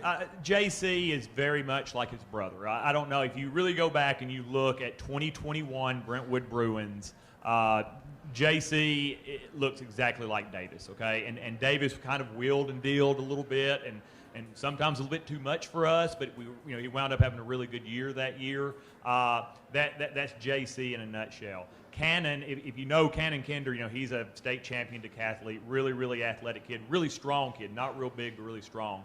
I would say, and I'm hesitant, if I had to go, okay, which one maybe throws the ball with better touch? Maybe JC throws it with a little bit better touch. Which one brings a little bit overall athleticism to it? Probably Cannon brings a little bit overall athleticism to it. But they're both, doing a great job for us. Guys, was mentioned the college football 2025 game out there. I was told there is a Brentwood High School in there. How much are you all playing as Brentwood right now? I would play with them if I could figure out how to. I don't know how to do it. Me either, so all right. It's the same for me. There's one out there you just can't figure out how to get to him? Yeah. Okay. My understanding was Tyson Moody, who was one of our long snapper last year. Tyson Moody went through and did it exactly right. My wife hasn't let me buy the game yet, so I haven't got to see it yet.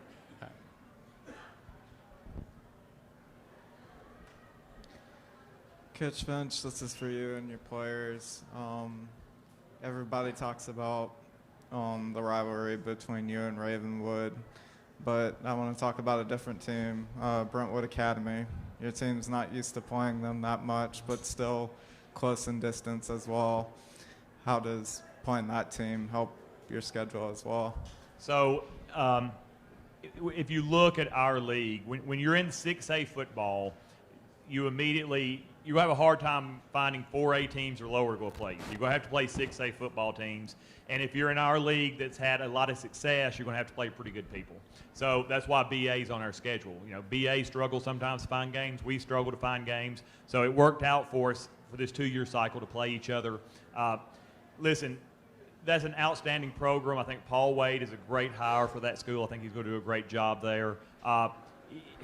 It's the coaching cliche, iron sharpens iron, but you need to play those guys early on. We're not the only one doing it. You know, Ravenwood's got Oakland and Alcoa on there. Indy's got Oakland on there. You have to play good people. It's exciting for our kids.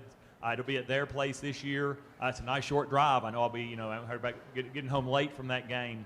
But generally, we think it's going to benefit BA. We think it benefits us as well. And you're going to see people that good as you make a playoff run. So let's go ahead and see how we measure up in week 2. Brad DeShiel with Dash to Sports, covered Indy for several years. Those games are always great. Last year, as a media person looking at everybody and coming out of here, my thought of Brentwood was like, oh, they're going to fight to be a 3 team. You know, that's, of course, I was at that point an Indy caller, and I'm thinking, oh, we could beat them. And then I started looking and watching your games, and it was just, to me, what I saw was a mentally tough team and a defensive team that let your offense win. Mm-hmm. And first of all, commending on a great year. You guys had a great year, all of you. Thank you. Talk about, does that, I know that mental toughness is what you teach, but how much of that also, like Clayton, I heard you saying something like, well, we don't really get into the media stuff. We just kind of do our thing. Does that come into play on Friday nights? Yeah, I also think it's, when it comes to Ravenwood and all the social media stuff is involved, we always have a talk. I mean, this is every week. They always have a talk when we huddle up saying stay out of the media, stay out of all that, because all it's going to do is just make you focus on that and bring you out of the game that you're about to play. You just got to focus about the 11 guys that are on the field with you playing. And I feel like the mental toughness comes with practice and how they make us practice. It's super structured, you're very intentional with what you do. I feel like that's why we're so mentally tough, and it helps us in the long run. Yeah, last season, for our defense, we really just wanted to get them on the field because we knew that they could take care of business. And I know as an offensive guy, we weren't really worried what our defense was going to do. We knew that they were going to do their job every time. And we talked a lot about grit this offseason, and I think just our defense and our offense, we came together. We both had a lot of grit last year, and we were willing to get dirty and get stuff done.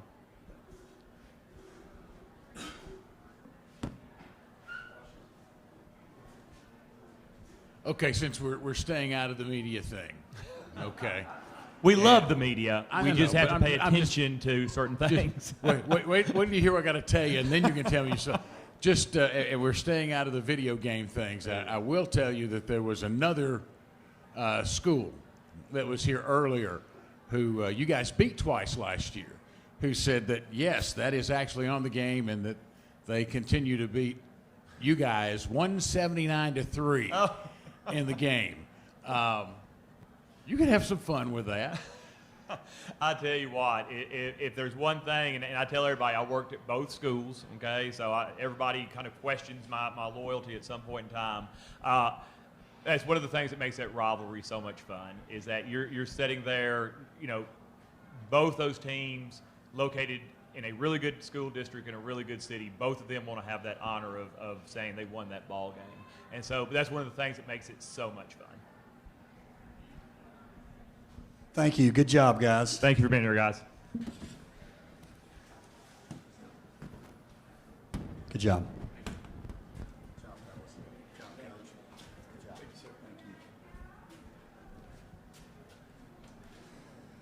That'll wrap it up for Football Media Day 2024. Appreciate the coaches and players for making the time to be here. Want to get some thank yous in here. Obviously, the members of the media really do appreciate you being here. Aaron Powers from OTL's wanting you guys to hang around just a minute.